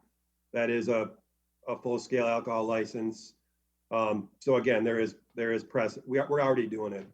And then to Julia's point about, we do have temporary, you know, for concerts and events as well, so. I see Heidi wants to ask something, but I do want to comment as well, because I see all sides of this. The one thing that I don't want to see us do is keep the same wording in the plan and go through any future outreach to neighbors or any request for proposal without more guideline than what's in this existing plan. Even the survey respondents, that was 40% wanted food and drink opportunities, that doesn't say alcohol sales. So their survey question, they weren't answering a question about a venue with alcohol sales. And that might have been part of the reason why some of the very people who may have said yes were later on saying no. And in each of our parks, there's one park shelter, and most, you know, we would only be talking about, as we define them now, maybe area parks or community parks, places with a restroom. It's one thing to have a golf course where it's a building and everything's inside. Is that what we do at the golf course? The food and everything is prepared and served inside the clubhouse. But the other parks, it's outside, and it begins to monopolize the one restroom facility in the park, where other people may object to sending off their kids to go to use the restroom, you know. So I saw a lot of valid reasons going back. There were, I think, 100 people that signed a petition against it at McKee at the time, at least. I wasn't on the commission at that time, Patrick was. And now Mr. Stevens sent us information, and he's not just Mr. Stevens, he's representing a 58-unit condo association. So I think it'd be fair to ourselves and then everyone else, all the alders, and to have very clear definitions and know ahead of time what the trade-offs are when we go ahead. And unless we can create park shelters that don't run into this problem that were the objections with the McKee project, then we're just going to be inviting a lot of unhappy people back. That's what I've been able to get out of trying to follow everyone's ideas so far. And Heidi has a question, and anybody else who has anything to say, please do. Heidi, go ahead. Thank you. I have one comment and then a question that follows up with that. I mean, I don't really have a horse in this race, but I understand neighbors adjacent to the parks having objections to it. But I think what we need to realize, as Wade pointed out, is that we are a city of 30,000 people. And I think the people living adjacent to the park, while their concerns are valid, everybody in this city pays taxes. And so that sort of needs to be taken into account. But my question, and maybe this is rhetorical, but how is it any different to have a vendor who would pay for a liquor license selling alcoholic beverages at the park any different than a family renting it for a graduation party where alcoholic beverages are going to be served? I mean, I think if you're worried about, you know, children going into bathrooms by themselves and all of that, I mean, the same objections I would imagine would be, you know, they would be the same objections. Thank you. Okay, Katie? As related at least to the action items and to the previous discussion, I am wondering if the commission or park staff has decided that the time has come to look into actively creating another large community event space within the city of Fitchburg to help take some of the pressure off of McKee Farms Park, simply because so many of these large events do occur in that area. You know, perhaps the time has come to look at creating a covered amphitheater and additional shelter spaces that could help to give additional areas where these events could occur.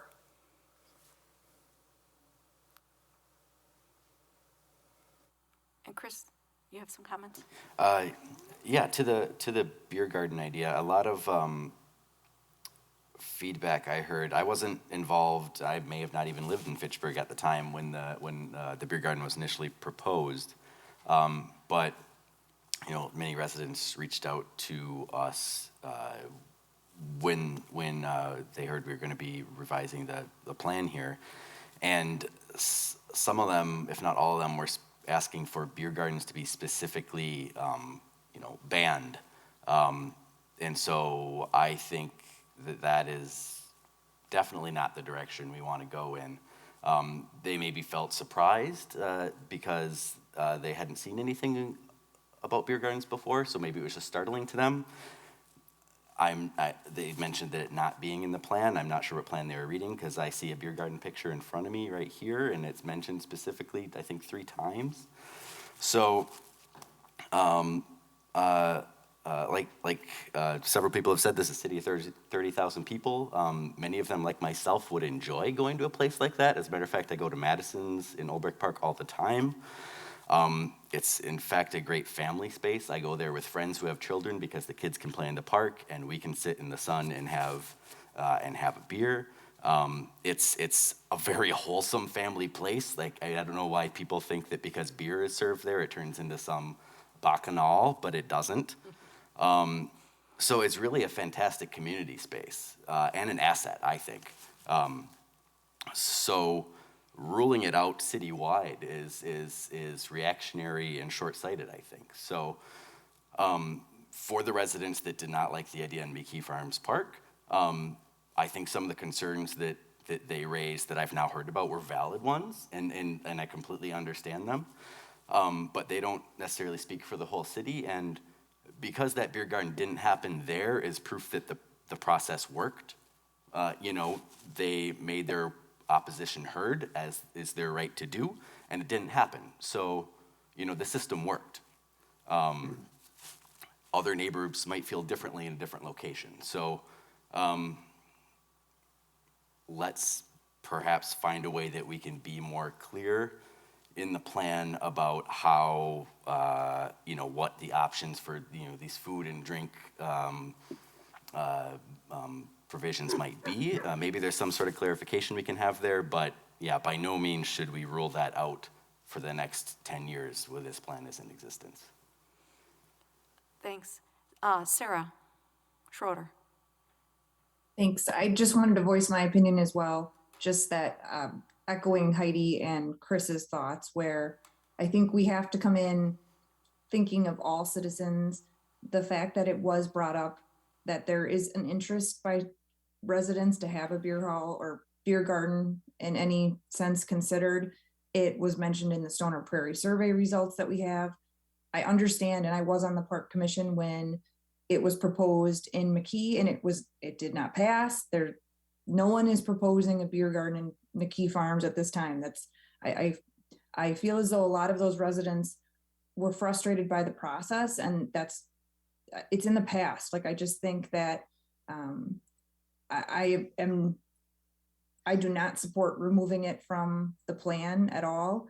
I think that it's something that we need to consider. I do think it's an asset to the city. I think that we can learn from other cities' success where they've implemented these, and that it has been exactly like Chris said, a family event where the residents enjoy the activity and support the beer garden. So I just wanted to voice my opinion of that. I won't support removing it. Any other comments? Well, I'm glad everybody contributed. So we can look forward to making wording more clear. And maybe, one question I have of Scott, and Wade might know, but Scott, I was concerned about process whereby if it remains as a given accepted use, what happens? I'm queasy about opening up something like this, and some business 400 feet away has just invested thousands and millions of dollars to open up a venue. The part about competing with the private sector, because a lot of the for example, Hop House or Thirsty Goat, but any place like that, they have outdoor dining, et cetera. Maybe they should put in a playground and compete with us. But a process whereby the Chamber of Commerce or the Economic Development Authority gets involved before we send out a request for proposal. And it doesn't go just Park Commission and out the door. Scott, I can chime in on that if you want. Go ahead. Yeah, no, I think, Sue, like everyone said, I mean, we've learned from the McKee Farms Park example, and yeah, maybe we could have done better, or we probably should have done better with process. But I think broadly speaking, well, a couple points. To your first point about competition, the way we operate as a city, we're merely providing the land or the area. Anyone would have an ability to submit an RFP to potentially use that property. So yeah, maybe there is this idea of city's public space being used, but in terms of competition, the Thirsty Goat could have that place there right next door to the restaurant. They could submit a proposal as well. And then I think just broadly speaking, I mean, not every park is amenable to this type of activity. I mean, we actually worked with the vendor that has the garden in Madison, and they thought McKee Farms Park was a great spot. And again, we're not going to go back there, but my point is there's things that vendors are looking for too. So, and if it's right next door to another business that serves alcohol, that probably isn't going to work. So yeah, to your point, I think we can be more thorough with site selection methodology and just procedures. But again, this plan, in my opinion, isn't the place to do that. What this plan merely does is allow for exploration of a use. And then it's up to this body and the council and our residents to figure out if we get proposals for a specific use, is it going to work or not? And that's where we create all those elements for objectivity and evaluation and appropriateness, and even to the point of we can come up with maybe some sort of checklist that helps us figure out where good potential spots might be. I don't know, that was kind of a meandering answer, but hopefully that answered some of your questions. Right. Well, if we can at least be sure it says something more precise than food and drink. If we're talking about alcohol sales potentially, I mean, it could be with or without in different settings, but I just think that's something we should be clear about. And I grew up in a small German community of Fitchburg, and I'm very familiar with beer gardens, and I attended plenty of things. So I'm not personally objecting, but I didn't live right next door, and so that's a different experience or a different concern. And I think what we've learned too in park planning is, sometimes it's hard to come in and retrofit uses into parks, Right. once the park's been established. So certainly as we develop new, and, let's say in a park 3 years from now, it's something that everyone wants. So then we plan for it. And then when the neighborhood gets built around it, that's the reason they're moving there, is because they want that amenity. And we've created a land use plan for that use that recognizes, distance and sound and segregation of uses at the park. So yeah, but again, to completely shut ourselves off to that, any opportunities in that regard, I think would be, as we've kind of talked about it, I think probably short-sighted. Got it. Any other final? Julia? Yeah, so regarding the whole exercise for tonight, this is what I expecting that we should be thinking about. We need to think about, I am concerned that we are going to do we are going to revise this plan and we are going to do cosmetic, touches. We need to think about how are the future our park system will look like in 10 years. We need to look at what are the new amenities that we can bring to parks. These are the things that I want to see that we should be discussing in this meeting. How do we envision our parks will look like in 10 years? What is going to be the use of the park in the future? So, so this is what I would like to have our conversation to going through that path. And I would like, I don't know, Wade, but I would like to have that type of conversation because I am thinking about I am looking at all in general, our park system. What are the things that we would like to see that we don't see right now? I can start on some of that, and then just you guys can talk further too. But yeah, I mean, that's, to your point of, we have this idea of theme parks, which, again, are let's come up with unique amenities in our park system and create really unique park spaces. So we've got, some of that that we talk about, and then we have, ideas of where that could be and what those could be. We talk about food and drink partnerships. We talk about rethinking our standards to really, and I realize, maybe where some of the, I don't want to call it disconnect, but in my opinion, this plan is conceptual. It's philosophical, and what it does is it enables the park commission to, as an example, take action item. Bear with me. Action item 9.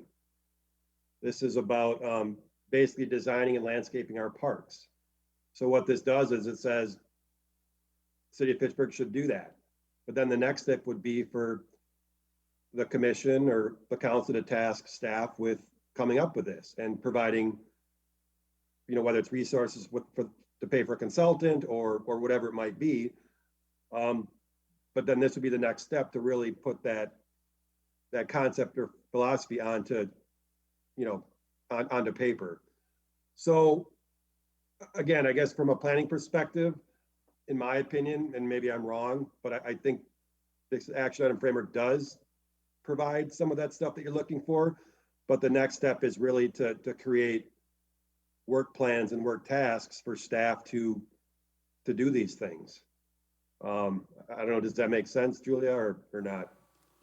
Yes, it makes, but also I would like to see how we are going to incorporate the word sustainability in the park system, how climate change will affect our park system. I don't see the language here, and I think we need to incorporate the language, how we want, you know what I mean? So I don't know, because how we can make our parks more resilient for climate change in the next 10 years, So because we are seeing some of that stuff affecting our parks right now, we know that some of our parks they are low area.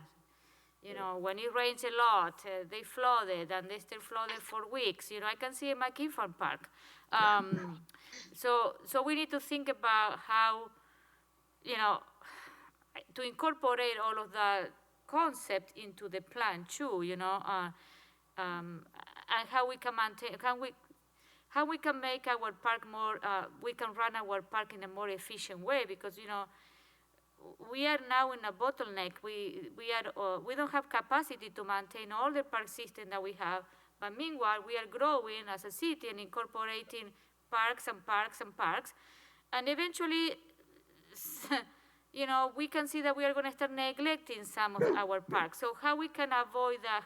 What are the resources that we can use? I don't know. I am thinking like a big picture, you know what I mean? Yeah, again, a couple thoughts there. Again, to your earlier point about sustainability, that's a really good point. I think we are trying to get money in this upcoming budget to do a sustainability plan across the whole city.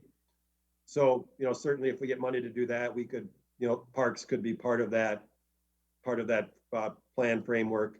And then, just in terms of efficiency,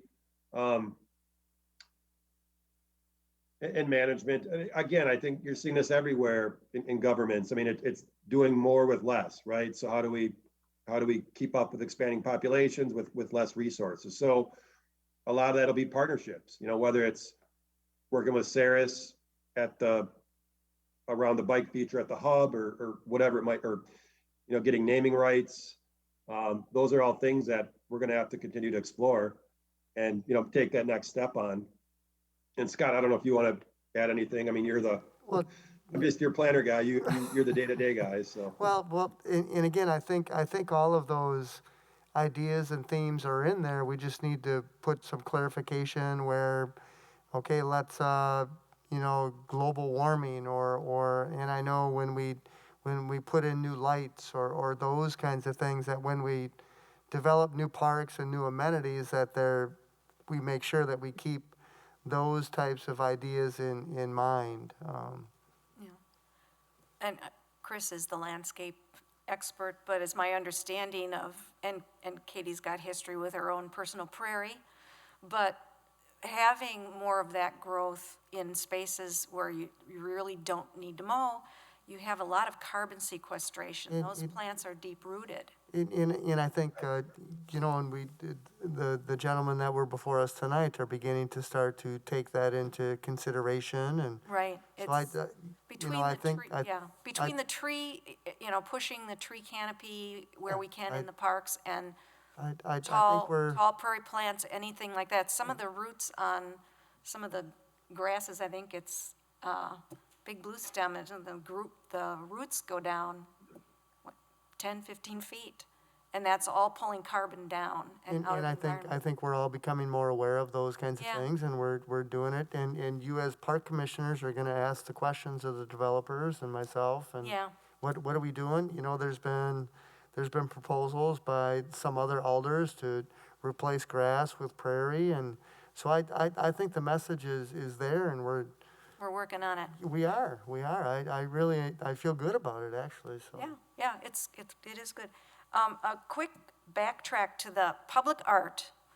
There may have been others who made a remark about it, but I was one who mentioned it, and part of it, I see where that fits, and I know you have made the distinction that this is the big picture, not the policy document, but could there be an action item to create the policy on public art?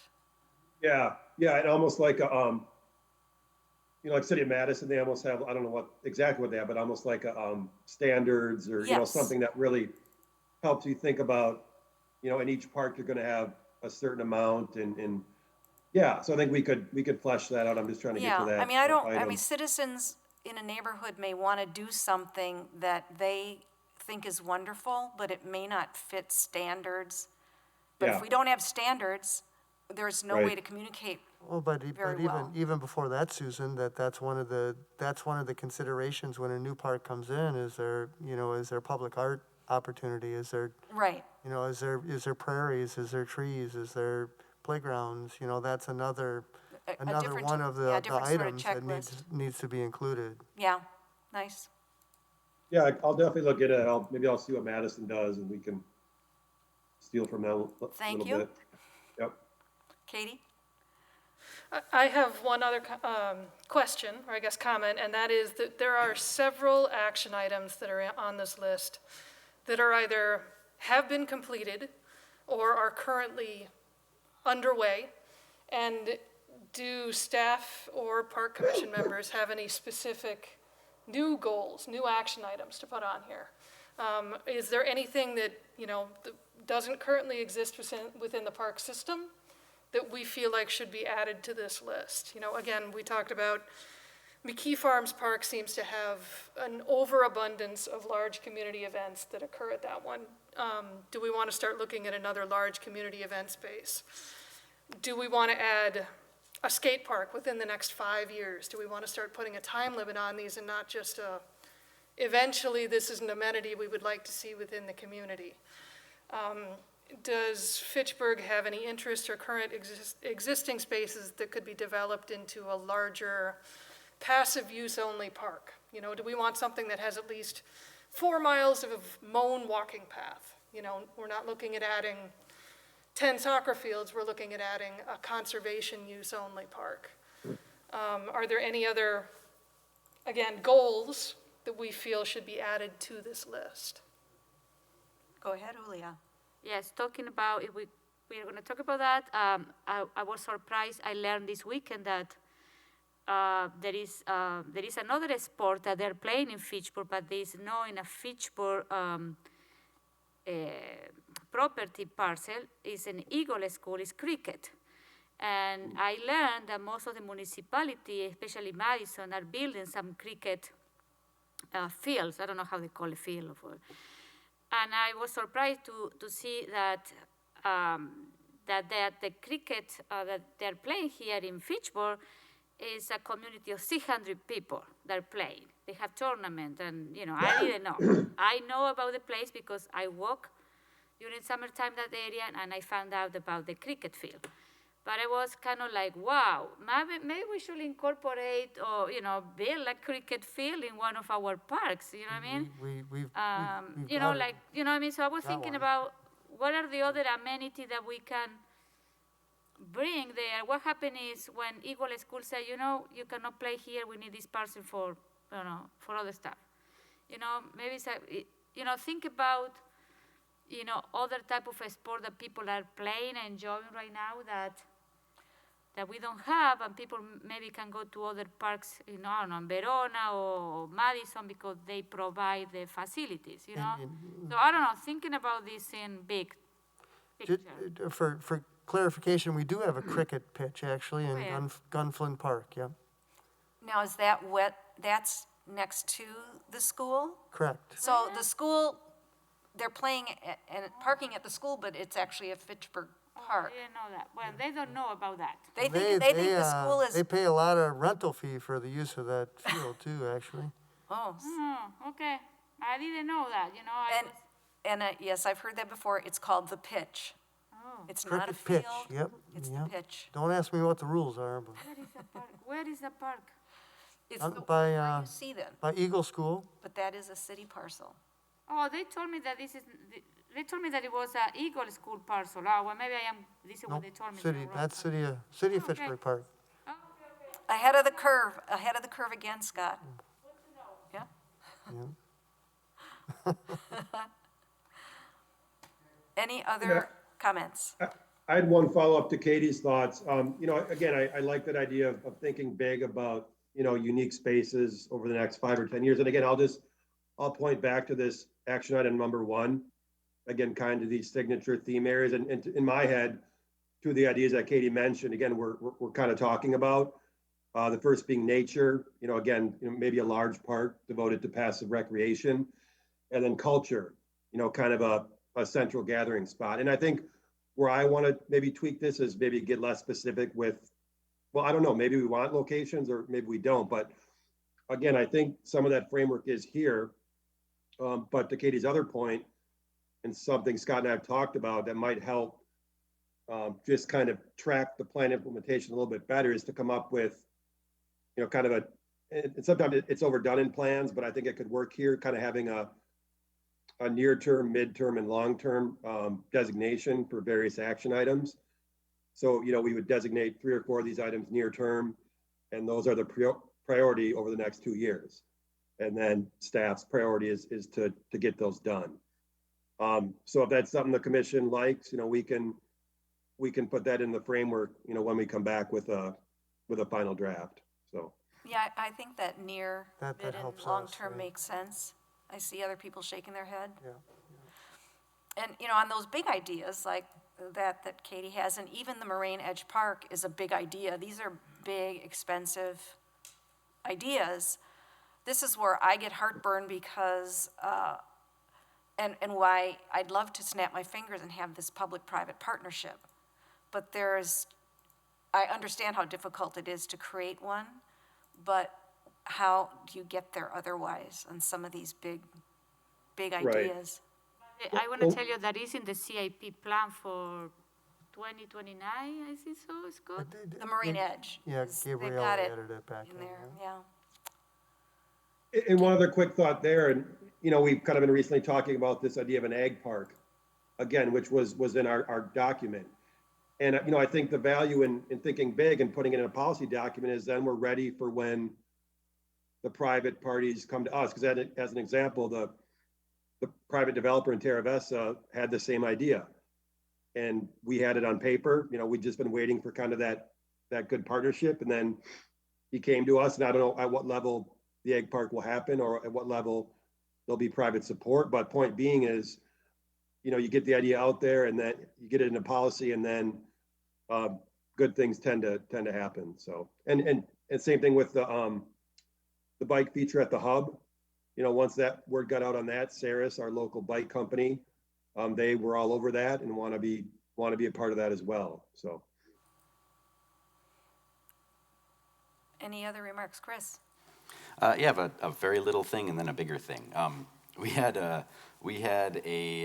young person come in during the open house and express interest, desire for a skate park, which I don't know if we have any currently in the parks. I didn't think so. So maybe that could be something to keep on our radar. Something as simple as adding into the list of possibilities an action item number 1 with the signature use, areas, and then to that point, what other things like that? Because I never thought of a skate park because I'm not a skater. So to play off of what something Katie said and I think Julia said, what other things out there exist that we don't know about?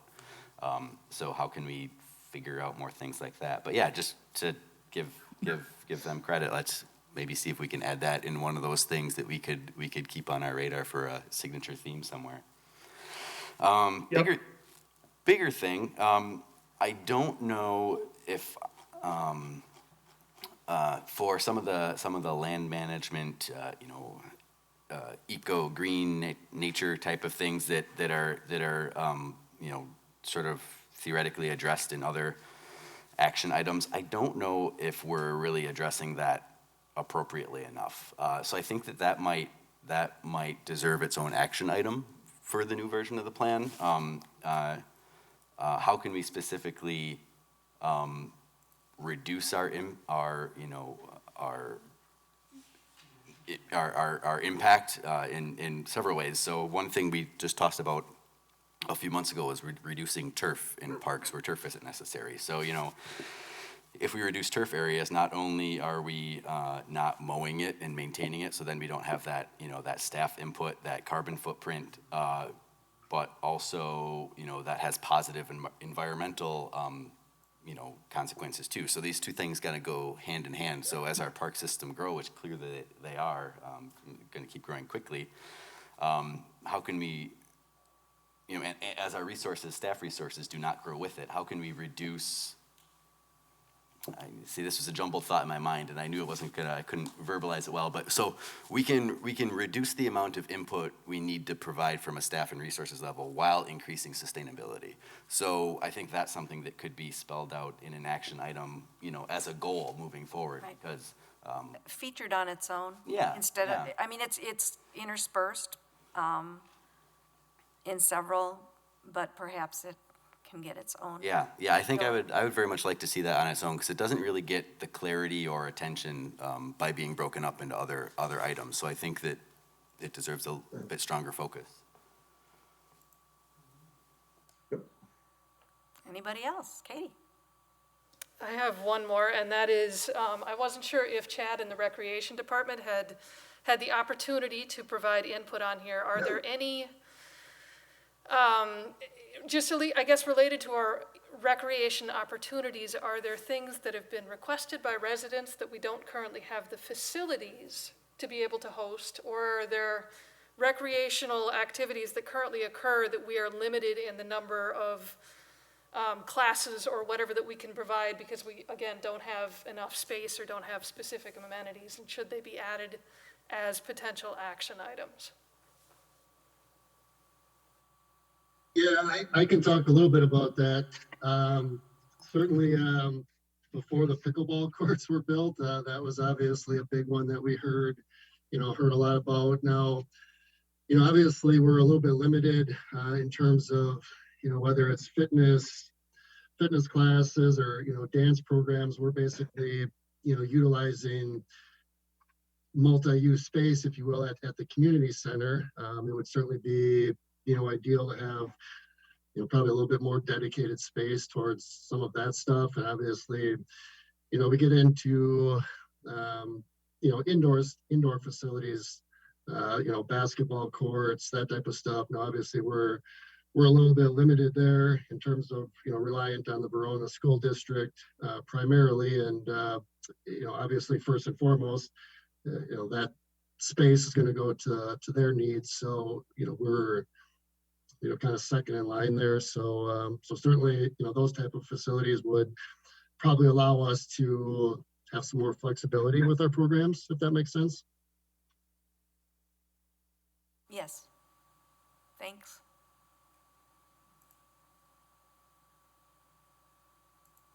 Anything else from anyone? Patrick? Well, since some of us have mentioned that they don't want to close out the beer garden idea, I just want to make my comments on that I read the suggested edits from Michael Stevens, and I liked his suggestions.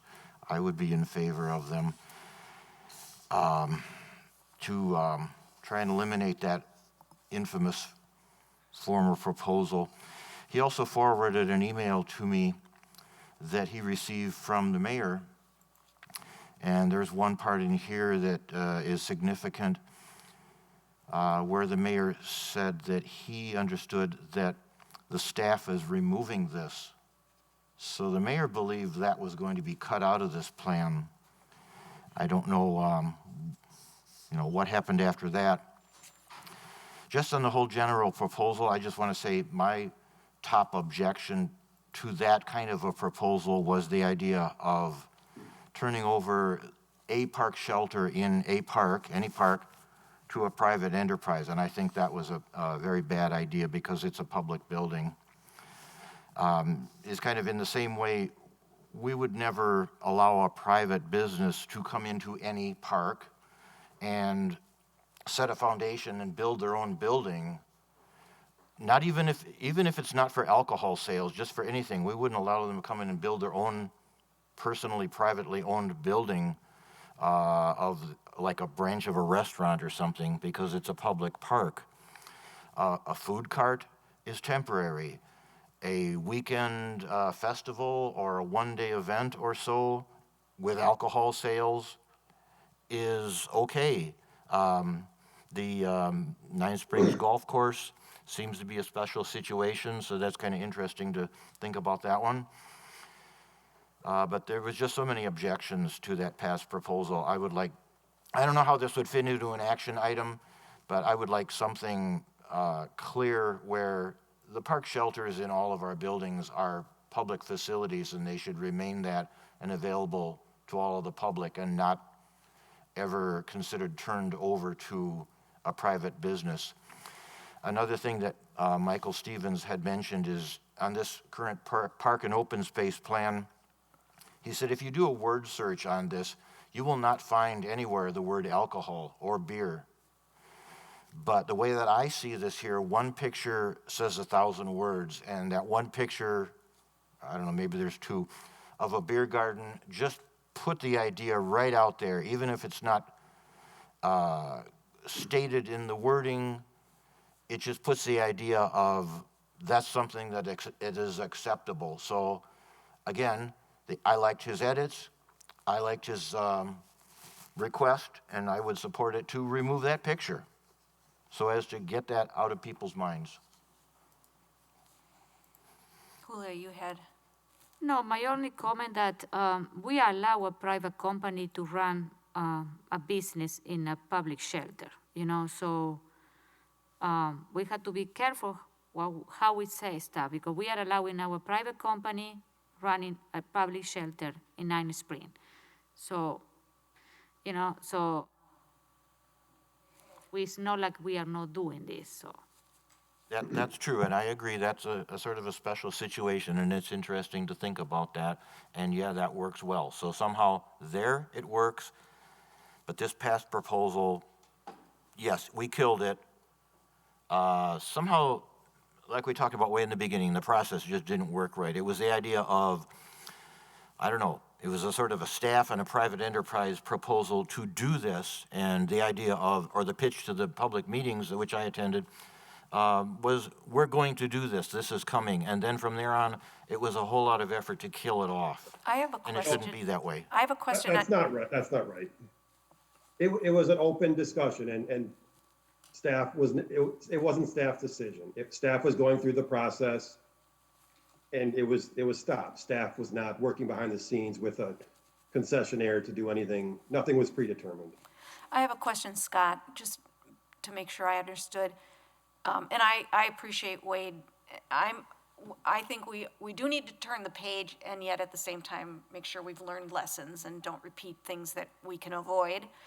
But had that been approved at the time, then there would never be an opportunity for any individuals who reside anywhere to rent that space. Also not true. That's not true? No. So all right, that's enough information. I wondered about that, how you marry the two. And so, but we're not going to do that there, so spending time on talking about more detail right now doesn't matter. And Julia, you had something more? Oh, okay. Are we talked out? I appreciate everyone's remarks, I really do. Okay, so, where did I hide my? Thanks, Wade. Yes, thank you. And You guys is everybody good with all this stuff? I mean, so yeah, so maybe just wrapping up next steps, I'll kind of debrief with Scott, and then I don't know if we'll need another work session in December. We certainly can come back with maybe a few lingering thoughts, but if we don't need that work session, staff will continue to work on a draft plan, and then maybe come back to you early next year with a draft plan for review. Thanks, Wade. So, yep. all right, we are on 5C, Park Shelter 2022 fee schedule proposal. Chad Sigel, thank you for waiting all this time. Yeah, no worries. Good evening. So what we're, well, wait till we get to this info in the packet there. I'm sure it's well down. But basically what we're looking to do with the 2022 park shelter rental fees is move from what we currently have, which is a 5-tier system, which is based off of approximate attendance at the event. And we're looking to really simplify it down to an easier to understand 2-tier system. And, we can talk a little bit more about how that will look, but basically the way it's set up right now, well, since we're on this slide, I'll just talk about this one real quick. This is a breakdown of our rentals from this past year.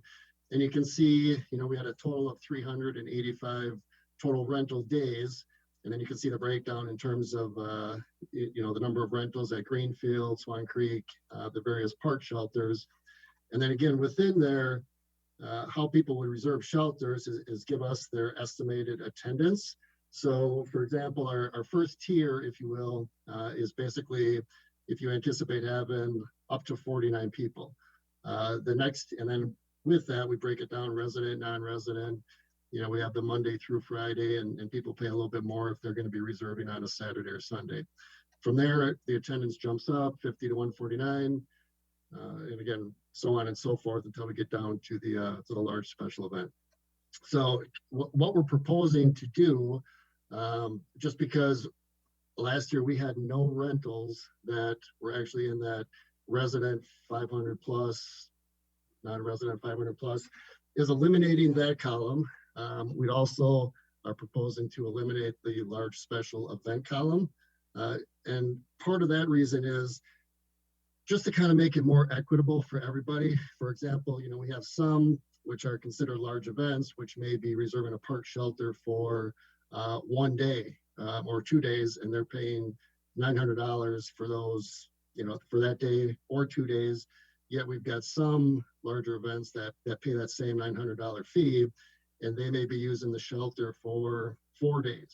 So to make it more equitable for everybody, we would just be eliminating that large special event fee.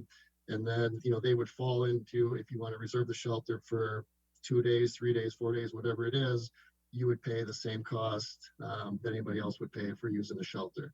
So what we're proposing to do is, and we're not changing the fees, if you will, here. We're just kind of eliminating some of the columns. Is the resident and non-resident 1 to 49, those would all remain exactly the same.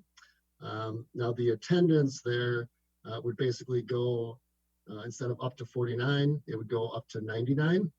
And then if you take the resident 150 to 499, just that column, that would basically become a large special, or I'm sorry, just a large event fee for anybody having 100 or more people. And that would be an option at basically our 2 community parks, so McKee and McGaw Park. So we basically be eliminating that 50 to 149. We would have 2 columns, which again, in our mind, would make it a little bit easier for the user when they're making a reservation to understand. And obviously, it makes it a little bit easier for us in terms of communicating the fees to folks. So.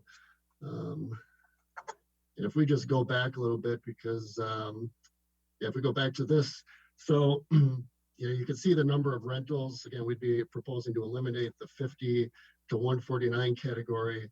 You can see we had just about $40,000 in park shelter revenue last year. I was anticipating the question will come up. Okay, if you go with this, how is it going to shake out with revenue in terms of if everything was the same going into 2022?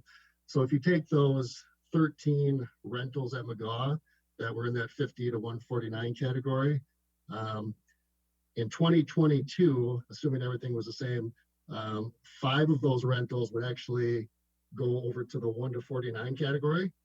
And then 8 of them would move to the higher category. So in essence, it would probably be, a little bit of a wash in terms of, some may pay a little less, but some are going to pay a little bit more. We went through the same exercise for the McKee Main. That one, actually, all 11 of those rentals would move to the larger. They would fall in the 100 or more category moving forward. So obviously they'd be paying additional fees. So again, in the end, we think the revenue will probably wash out. There certainly will be some special events that instead of paying 900, they may pay a little less. But on the flip side, there's going to be some special events that have paid 900 and used the park shelter for 3-4 days. And now they're going to be paying, obviously, more than $900. So again, in terms of the revenue, how it would be affected, we really feel like it would be a wash in terms of 2022, assuming we had the same number of rentals. One other thing, if I might add, Chad, with the pickleball courts, what we're going to do is we're also going to include the pickleball court rentals. So it'll be and actually we're going to increase it for the tennis courts and the pickleball courts from $5 to $10 for a 2-hour block for 1 court. So that'll be another proposal that that will hopefully get approved by the council before the end of the year, and they'll go into effect in 2022. Go ahead, yes. Okay, I have a couple of questions understanding these numbers. So the first one is when we talk about $100, $125, this is like per hour, per day? What we're talking No, about? Yeah, when you reserve a park shelter, you're basically reserving it for the day. We just don't have the resources to be able to manage multiple shelter rentals in a day. So, somebody may say, yeah, I'm going to be using the shelter from, 9 a.m. till 5 p.m. But we wouldn't then make that shelter reservable for somebody starting at 5:30. So it's basically per day. Okay, so that one is something that maybe we need to start thinking about this for the future too, is how we can, because I want to tell you what happened in McKee Farm Park sometime in the shelter. You have some family that they can rent it for the morning, but then you want the shelter after 5 o'clock. So you are telling me that if someone rented in the morning, it's rented for the whole day, so you cannot rent it in the afternoon. Because you don't have a way to this is what is happening right now? They do have it for the whole day. If you would have 2 rentals, then we would need to have the maintenance crew come in and clean up in between the 2 rentals. Okay, oh, so the issue is the cleaning. Well, it'd be a Okay, case of, you'd have, Well, Yeah. I am asking, why we cannot do it, because a lot of things can be fixed, okay? Or we can, we can find a solution. So the other thing is, are we increasing, this is the current fee for 2021. Correct. Are you planning to increase this fee for 2022? We are not. So those fees that you see there for both the resident and non-resident, 1 to 49, those fees would all remain the same. And then the resident fee, 150 to 499, would become basically the large event fee. Those would also not be changing for 2022.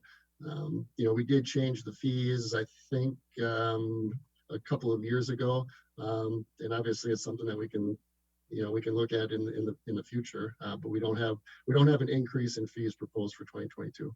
Okay. Can I ask another question? Yeah, go ahead. Because my next question was, when it was the last time that, I don't remember, when it was the last time that we update these fees? Remember? It was like 1 year ago, 2 years, 5 years ago? I don't know. Yeah, I believe it was a couple of years ago. And what we did was not only increase the fee, but we also went to the paying additional if you're renting a Saturday or Sunday. So Okay. it used to be just, every day was the same fee. Okay. But we did add a couple of years ago the increased fee, because obviously the demand for weekend rentals is greater. So we did increase those fees a couple of years ago, like 2019. And then Chad, I think if I understood right, as you're saying, when you're going to now, instead of charging by event for large events, you're charging you're charging by the day. So a 3-day event will be paying more than a 4-day or 2-day or 1 day. So that in essence is a fee increase compared to for the large events. Okay, but, okay, I have a question. Correct. If there's a large event that's going to be, let's say they're going to be renting the shelter for 2 days just to set up for their event, and then they're going to have their event for 2 days, and then they're going to need a day for cleanup. They're going to need to now, reserve the shelter on all of those days, and obviously, the more days, the more the fees will add up. Can I think about an example? So right now is, if I am, I don't know, I run a not-for-profit and I have an event that it will take 2 days. So right now I pay $900 because it's a large event, but I need to use the day before to set up all the event, and then suppose the race is the next day. So right now we are paying there. I will pay $900 for the 2 days. That's correct? Correct. What we're trying to do now is say no. You need to it's gonna be 650. Suppose that it's a Saturday and Sunday, it's 650 per day. If I need 2 days. This is what we're trying to do? Well, yeah, we're basically trying to give them, okay, if you need, let's say you need the Friday just to set up for your event, Yeah. you know, we will charge you basically the 1 to 99. You know, let's say you're doing McKee Farms Park, you know, you need a day to set up, we'll charge you for that day. Now, the next day you're having your large event, and again, you're doing McKee, you know, now your fee is going to be, you know, on a Saturday is $500. So again, it's just the true cost of what it is to rent the shelter, just as if anybody was renting the shelter. So we're basically, I guess, not giving a deal, if you will, of $900 because again, it's just a way to make it more equitable versus, you know, the previous system was $900. You might be only using it for a day. Some were using it for 2 days, 3 days, 4 days. The fee didn't change. So to be fair to everybody across the board, it would be to eliminate that $900 special event fee. Okay, no, I get it. So I want to understand that part. My other part is when you guys do your math and determine, are you covering all your cost because of cleaning, maintenance, and all of that? You know, you need to think about how much are the indirect costs here, you know, that you are going to recuperate your personnel costs, your cleaning costs, your supply, you know what I mean? You know, this is how I think that you need to say, okay, this is how much it's going to cost for us, because we are trying, the idea is our park, we want everyone to enjoy our parks, you know, we don't want to, but also we need to, you know, Saturday and Sunday, you guys have to go, you need to, you're paying overtime to those people. And I would even go beyond that, Julia, that it does get to a point of supply and demand for some facilities. Yeah. So we feel comfortable in raising, which we've done at McKee, you know, because there's more amenities and those kinds of things. We've raised it beyond, you know, the actual cost of the maintenance of the facility. That makes sense. I'm trying to understand. You know, and again, it really, at the end of the day, we're hoping, or not hoping, but we're estimating that it's going to be about the same revenue, because we anticipate that that's going to be a question that's going to be raised. But on the other end, it is going to make it more equitable, and it's going to make it easier for our staff. And, you know, anything over 100, you know, is a large event. It uses the facilities more, there's more garbage, those kinds of things. I will let you know, too, that we are working on a parallel track, if you would, with sound permits. So we're working on sound permits, and this is going to kind of dovetail into that sound permit policy proposal. So, and in theory, the only parks that really have the ability to accommodate that 100+ event are two, you know, our McKee and our McGaw. So those are the ones that are going to be in that category. Go ahead. So we are getting rid of the last column, you know, the large event. What we're going to My question do? is, I want to be sure how to read this. We are getting rid of the last column where it's a large special event, the $900. This one the rest we keep the same. Nope. What we're doing, Julia. This is where I am confused. Yep. Here, I'm going to talk you through it. So if I can share my screen, I have like what the 2022 would look like. Oh, That's this what- is what we need. That's what we Use need. 'em. He's been I don't know holding, if I have the ability to share my They should screen put it on in the me. package. you're holding back on us, Chad. No, I thought it was going to be easier. I stopped share, so you should be able to share.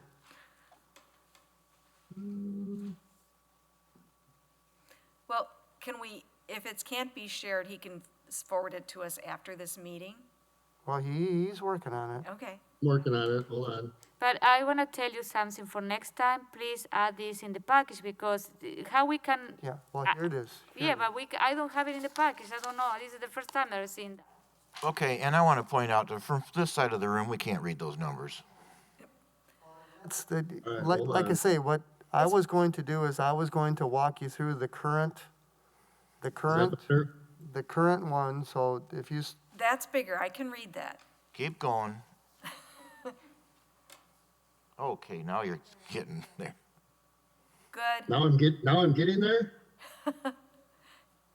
yes, thank Yeah, you. just shift it over a little. Okay. We just need to see the fees and the categories. All you people who don't wear your glasses. Yeah, is that any better up there? Maybe so.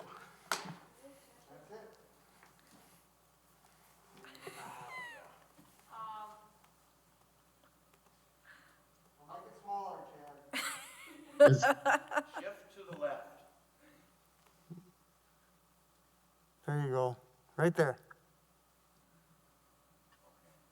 So this is, this is obviously a working document, but this is, how it would look to the user in terms of, okay, now we have a resident column up to 99, we've got the non-resident, and then anything above that, which would again just be at the McKee Farms Park or McGaw, would fall into this large event category. So again, it's really taking the current 5 tiers and moving it down to 2 tiers, the less than 99 and 100 above. And again, this, like Scott mentioned, part of the reason is because this will dovetail into the sound permit that we're currently working on as well. And with the 5-tier system, the 1 to 99 is the 1 to 49. And then we're eliminating that next tier of prices, and we're going to the third tier of prices, if you would. And then you're eliminating the 501 and the large scale event. Heidi has a question. She's been waiting a while, and then Julia has, I'm sure, follow-up. Well, I just have a comment. Most communities don't consider park reservation rentals as a revenue source. I mean, obviously, it brings revenue in, but you're never going to have a break-even scenario or even come close to covering the costs. And really, that's not, in my mind, what having parks is all about. It's for the community to enjoy. You do your best to kind of to reap the costs, but a community like ours, we're not like Madison, where they employ park rangers and all of that so that they can turn the parks over a couple of times a day. That just isn't feasible. And I think a small increase like this is nice, and I'm glad that you didn't go too big with the proposed increases, because families like myself, I mean, I could probably afford a $25 increase or whatever it is, but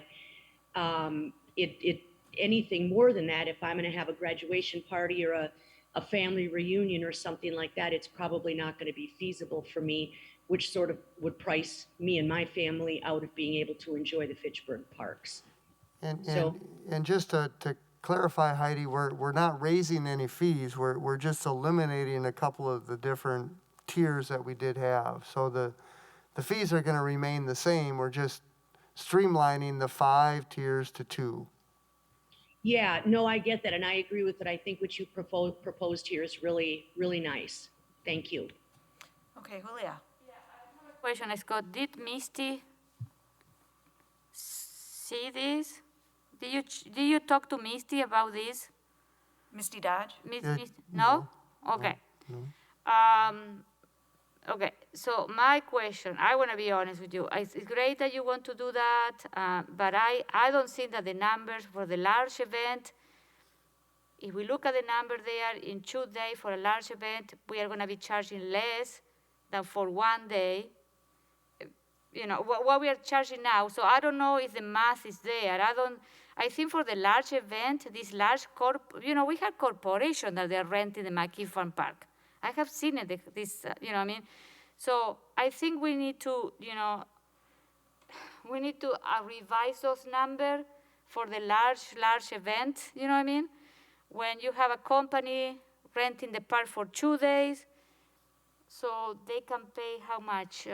Well, I don't know. Chad, why don't, if you could, Chad, let's run through a couple scenarios for Julia so she has an understanding of it. No, I understand. I don't think, my concern is that I don't know if we're gonna lose revenue instead of maintaining the same level of revenue with this. This is what I ask you, if Misty have checked this new set of fees. She has not, no, Okay. no. Yeah, so we've had last year we had 9 groups or 9 rentals that paid $900.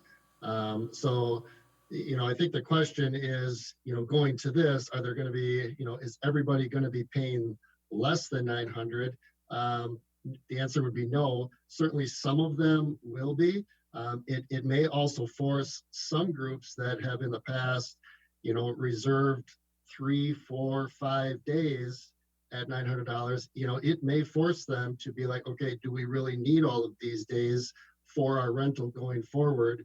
And if they decide, what, we don't need 5 days, we could probably do 4. Well, that now makes that shelter available for somebody else to rent on that day. So again, will some pay less? 100%, yes. Yes, they will. Will 100% of them pay less?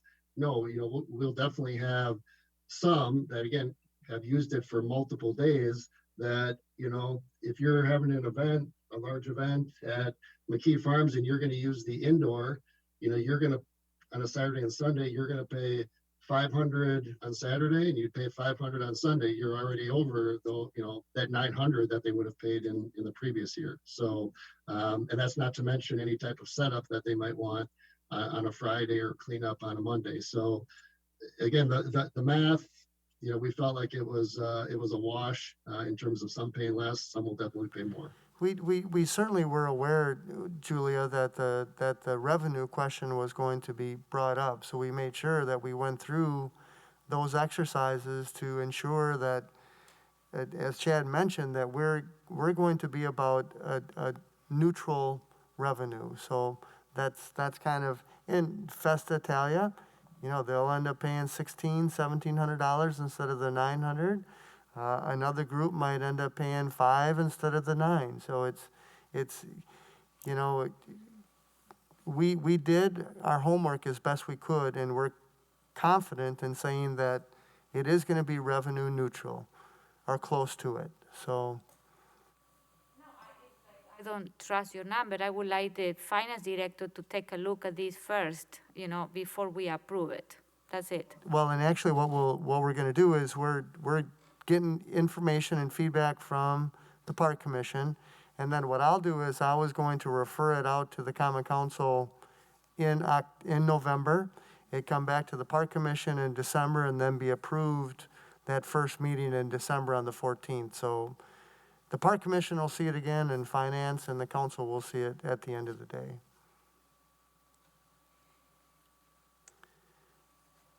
Good discussion. Oh, another question, Patrick? Yeah, you mentioned something that I see as a big advantage to the city right here. The former special event category where they're charged that fee, and they could pretty much as apparently take as many days as they want. It may be a weekend event, but they could say, well, let's take a whole week because they pay the same amount. So this way, there is an incentive for them to cut down the number of days, like you just mentioned, and turn the park back to the city for someone else to use it. So that is a good advantage there. One of the things in your new proposal categories here, this large event, a question, can you give any breakdown for the 9 special events that were in 2021? Were they a mix of private or were they corporate or what like that? Because I'm kind of seeing maybe there should be a difference between a private event, a big family gathering or whatever, versus a corporate event, which the corporate probably has more money to spend. Do you have any feeling on that? Yeah, Okay. I don't have the list of 9, but, I'm just thinking off the top of my head, you're talking about, a lot of these 5K runs, basically community events. So, I wouldn't necessarily classify them as private. I mean, people could, sign up for the run. They're those type of events. So, but I don't have the breakdown of the 9. I mean, certainly, if interested, I can get that for you. Well, I mean, Julia mentioned here nonprofits. I'm not sure which way you'd want that to go, but I'm thinking that maybe the fee there may be kind of low for a corporate event coming to Fitchburg, where they could go anywhere. They could go to Madison, they could go other cities, and you might want to check on what a comparable fee would be in another city. Just as a little, very old story that I remember, there was a wedding event at McGaw many years ago. This is when the shelter was the old shelter. And I was going past and I talked with one of them a little bit. And they were so happy to come to Fitchburg because Madison charged them huge amounts plus extra fee for alcohol and everything. And they were so happy to come to McGaw Park. Even the old shelter before it was remodeled, because the fee was so much less and everything. So if an organization has the ability to go to any city, let's not make our rates so low that we're, the bottom of a list of rentable facilities. We're just cutting ourselves off on revenue then. So, I mean, this large event, it doesn't have anything on resident, non-resident. It doesn't have anything on private parties versus corporations. Just consider if that's the best way to do it. Yeah, I appreciate the sentiment, and we did do our research in terms of collecting reservation information from local municipalities. Obviously, Madison is one of those. So we certainly feel like we're in the ballpark in terms of what other communities are doing. And also with the resident and non-resident, it just eliminates, well, if you're a resident, if I want to have an event and I'm a non-resident, I'll just have a resident come in.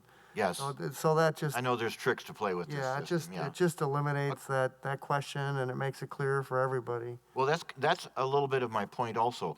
A corporation that's Madison-based, has no ties to Fitchburg, and they come here, they're sort of in competition with a Fitchburg corporation or a Fitchburg private party. It's hard to start to manage it down to that level.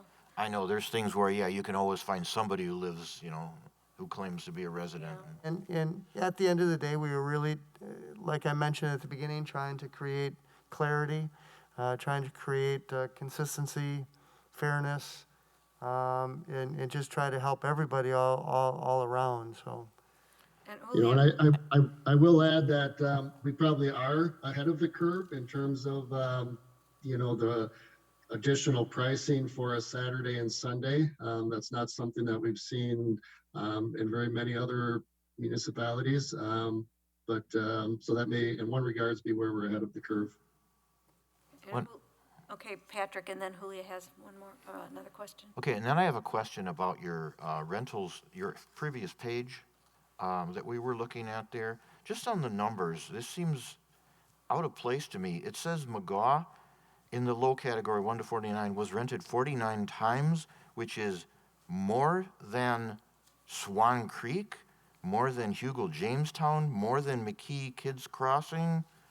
That 49, are you sure that's right? Because we've always heard that McKee is in such high demand. It has there's party going every single weekend, every Saturday, every Sunday is booked, and this says McGaw has more than several of the others. You sure that number is right? I am 100% confident that the number is correct. Okay, it just seems out of place from what we've always heard about, and I see McGaw every day, And I'm surprised, 49 rented events. He swears it's true. Okay. All right. Julia, did you have, go ahead, Katie.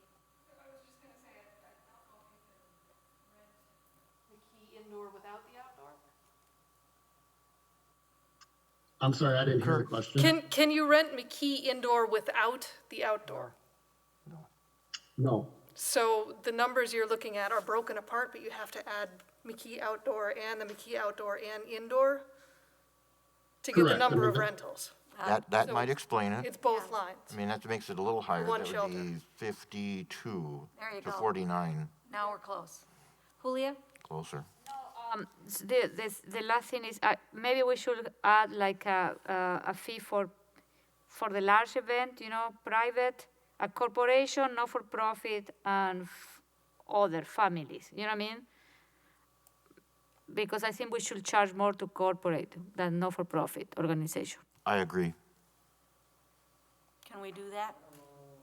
Do we have many corporate renters? Well, I think maybe just Fitchburg, I think just maybe one or two. Fitchburg, I don't know if building Fitchburg, if that's a corporate, classified as a corporate. Kids building Fitchburg. They're nonprofit. Yeah, I don't even know if we have any corporate. Yeah, we have in Maki, we have one this summer. It was a corporation that we had so many issues with the neighbor, you remember? And I've seen corporations have their private company picnics in McGaw. Well, that looks like we can get some information, maybe for next time, or just follow up in an email if there's any breakdown of corporate in the past. And then everything is going to change as we someday emerge from COVID restrictions, and we'll talk about it all Right, yeah. again. And if I might just, that just makes it so, it just muddies it so much, and trying to figure out who's corporate and who's not corporate, and, all right. That one might not be as hard as it seems, but, I mean, because nonprofits will be happy to tell you that they are. And then, may we move on to the communications? Is that where we are? Yes. Yeah, if we're good Yep, with, on to, thank you, Chad, thanks, Chad. Thank very you. much. Yeah. Thanks. And now, 6, communication. Scott, you can run, do you want to run through them, because you've got, Sure. on all The park designation and related matters, we have no report on that. Potential Terra Vesta Egg Park update. We're still working on that internally, but hoping to get something put together shortly here. Fish Hatchery Hub Phase 1 update. We do have, Wade put together a small work group, and we're beginning to start to try to finalize what the design of that facility will be. And once that's determined, then we'll go to final design and get it bid out. Goats at Sunnyside Park. We have the dog park advocates who are interested in potentially having goats come into to Sunnyside Park to work on the invasive items underneath the corkscrew willows, and wondering how you might feel about that. Yeah, question. go ahead. First, I have to find that page in here Why, somewhere. can I I think share we my went screen past now? Did I go Oh, yeah. past it already? Yeah, What it's page on, is that on? it's on the back side. Is that it? Oh, there's this one. Okay. Two things I'm thinking about there.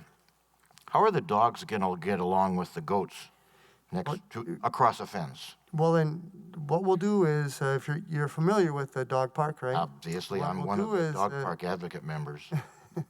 The idea is to close off the large area.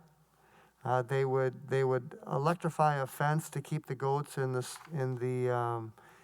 area that they'd be working, and then the small area would be open.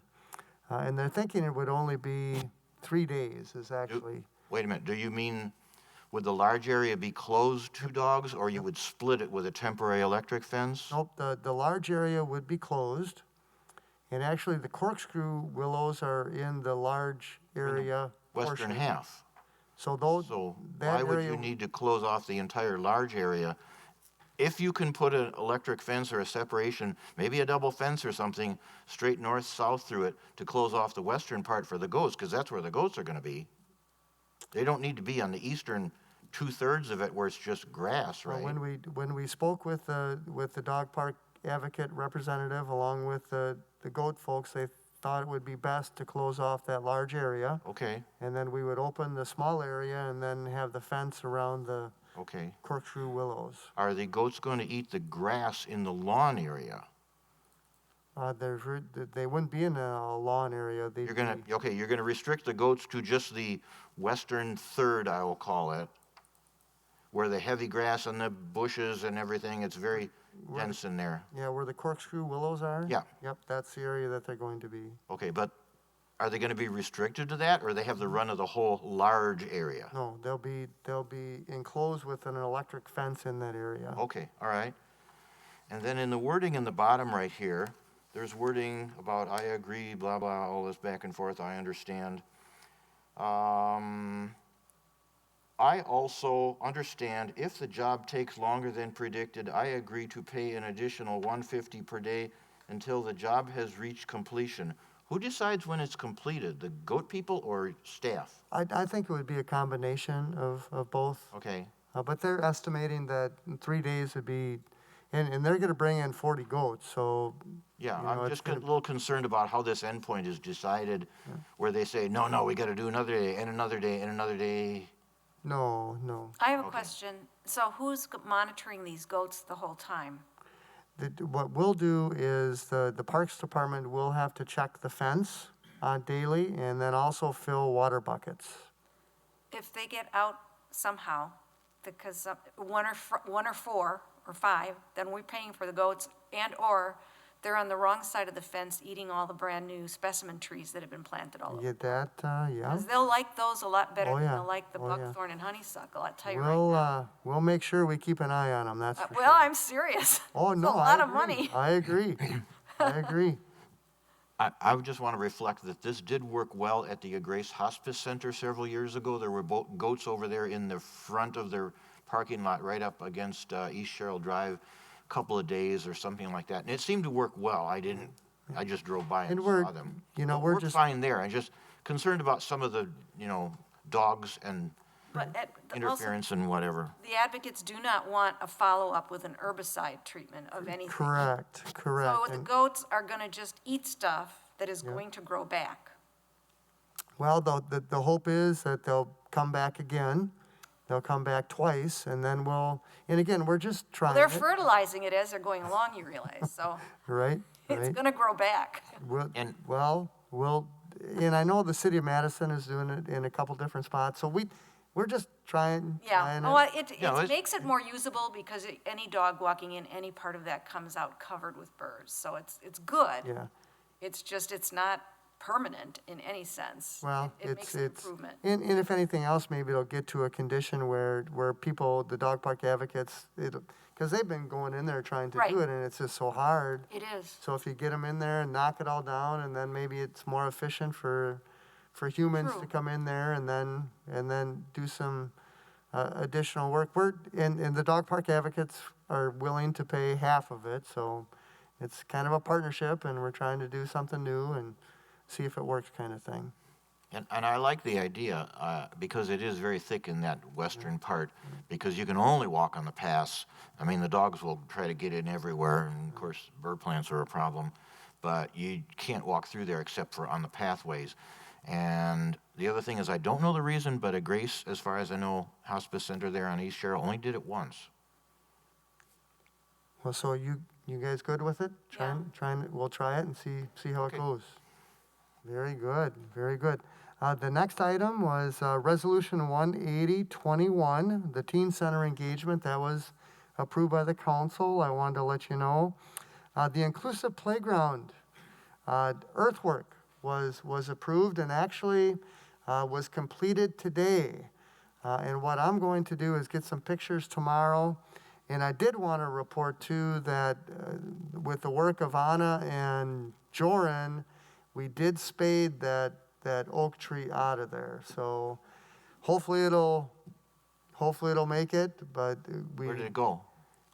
Down to the other end, to the south end it would be. Good. I drove through there this afternoon just to look at that, to see, and I saw all the, level area for the Yep, inclusive for the playground playground, and the pathway, and I counted the trees, and yeah, one is missing. So, No, but I'm no, there very should happy to be hear one that you missing. moved it instead of One is relocated. relocated. Very Yeah, good. not missing. Well, it's missing from the spot Well, where it was. Yeah, was relocated, so. Yes, Julia. Go ahead. Yes, I was there today, and, they told me, I spoke with someone there, that they were finalizing, and it's great because it's coming alive, at the park. My question is, I heard that many people are asking what we are doing there. So, and I know that someone told you that maybe we can put like the rendering of the project and I say coming soon, okay? And then, if you want to donate, we can put a link where they can go and continue with the donation. Can we do that, Scott?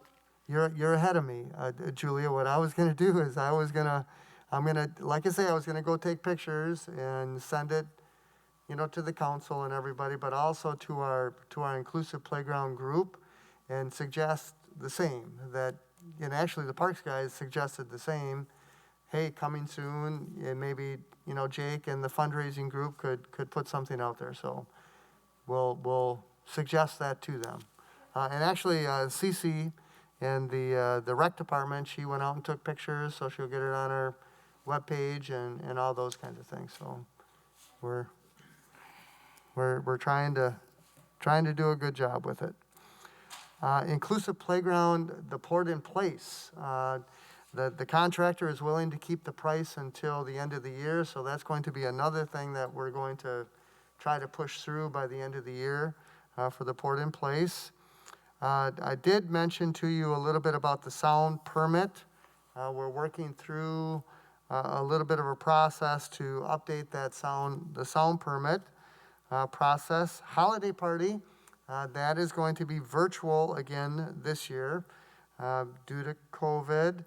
Stoner Prairie Park planning update. I do have an RFP out to some groups that have done this type of work for us before. I also advertised it in the State Journal, and I actually received a call today, so we'll get them an RFP. And then I wanted to also, which is under the, is there any questions on that, I guess, on those communication items? I have one quick question, and apologies because it's not exactly specific, but the sound permit update makes me ask this. In places like McKee and McGaw, when there is the activity like the Kids Building, Wisconsin, and then they have sound for whatever they may be announcing event here at this such and such time, et cetera. Do they bring in their own sound system, or do they use a provided system?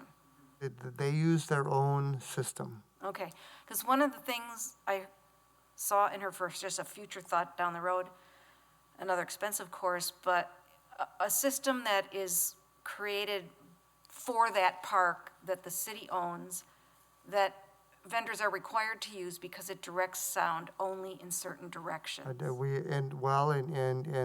thinking about that, Sue, Oh, okay.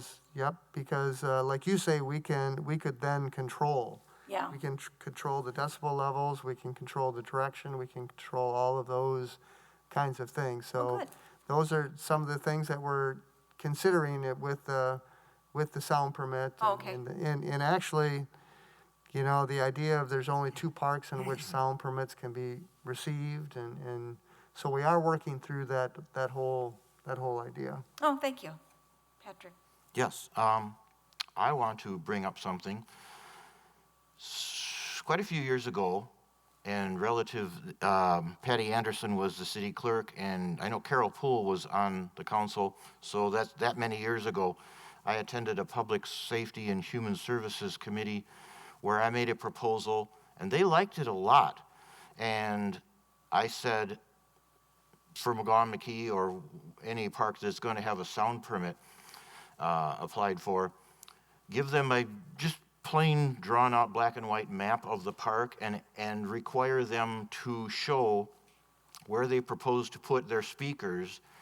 I would not exactly like a city provided sound system, because they do different things. Some they're in the shelter. The kids building Wisconsin was a whole different setup where they had great big tower speakers set up because they wanted to hit the whole crowd with announcements. But something that shows how they're going to place their speakers and which way they're going to be aimed in those two parks, because in McKee, it bothers the people on the east side because they're so close. In McGaw, I'm on the east side, and my neighbors, don't care to listen to exactly the music all day. Sometimes it's so loud, I look out in my backyard because it sounds like, where did this party come from? Right in my backyard, they're that loud. But it depends on which way they point the speakers. So years ago, Public Safety and Human Services liked that idea. They were going to go with it, and then nothing happened. So I want to bring that up again. Give applicants a map, show how they're going to do it, require them to follow their plan, and the plan has to be approved of where the speakers are and which way they point. Well, and actually, I think we're going a little bit better than that. Is there's a certain decibel level that could be at the property line, the park line. So independent of which direction it goes, if it reaches a certain decibel level at the park boundary, then it's too loud. So Yeah. Well, I mean, I have more points that I would like to make about this sound permit revision, but I mean, I don't know if we want to discuss it anymore now. It's coming back to us Yeah. again. You're going to keep us updated, right? Oh, yeah. Okay. I have more thoughts on that because I'm near a park that has some loud sound. So now I made you backtrack, and we could go to 7, staff reports and updates, right, Scott? Is that where we are? Yep, that's where we're at. Any questions on those, right? Not from me. Future agenda items. We are going to try and get some stuff done by the end of the year. So there'll be a couple, 2, 3 things that we'll definitely be seeing in December. Okay. And our announcements, our next 2 meetings, December 2nd and January 6th. And then actually, Sue, if I may, the January 6th meeting may be held in the Jenny Seelig room, back to where we had, they've got another event scheduled for that day here. So that day, we may need to go back to the meeting room, but then we'll come back in February. So Yeah, just, it's the first door yep, when you where come in. we met prior to coming here. Where we always used to be. Right. But we don't want to tell them that, because we like it in here. That doesn't mean anything to Katie and Chris. They've always met here. Yeah, how does Zoom work out for that room? Well, And how does got it fax set up. work out for Zoom in that room? It works. It They've got it works? set up. All right, so, motion to adjourn, I move to adjourn. Julia and Chris seconds. In favor? Aye. Aye, it's 9:02.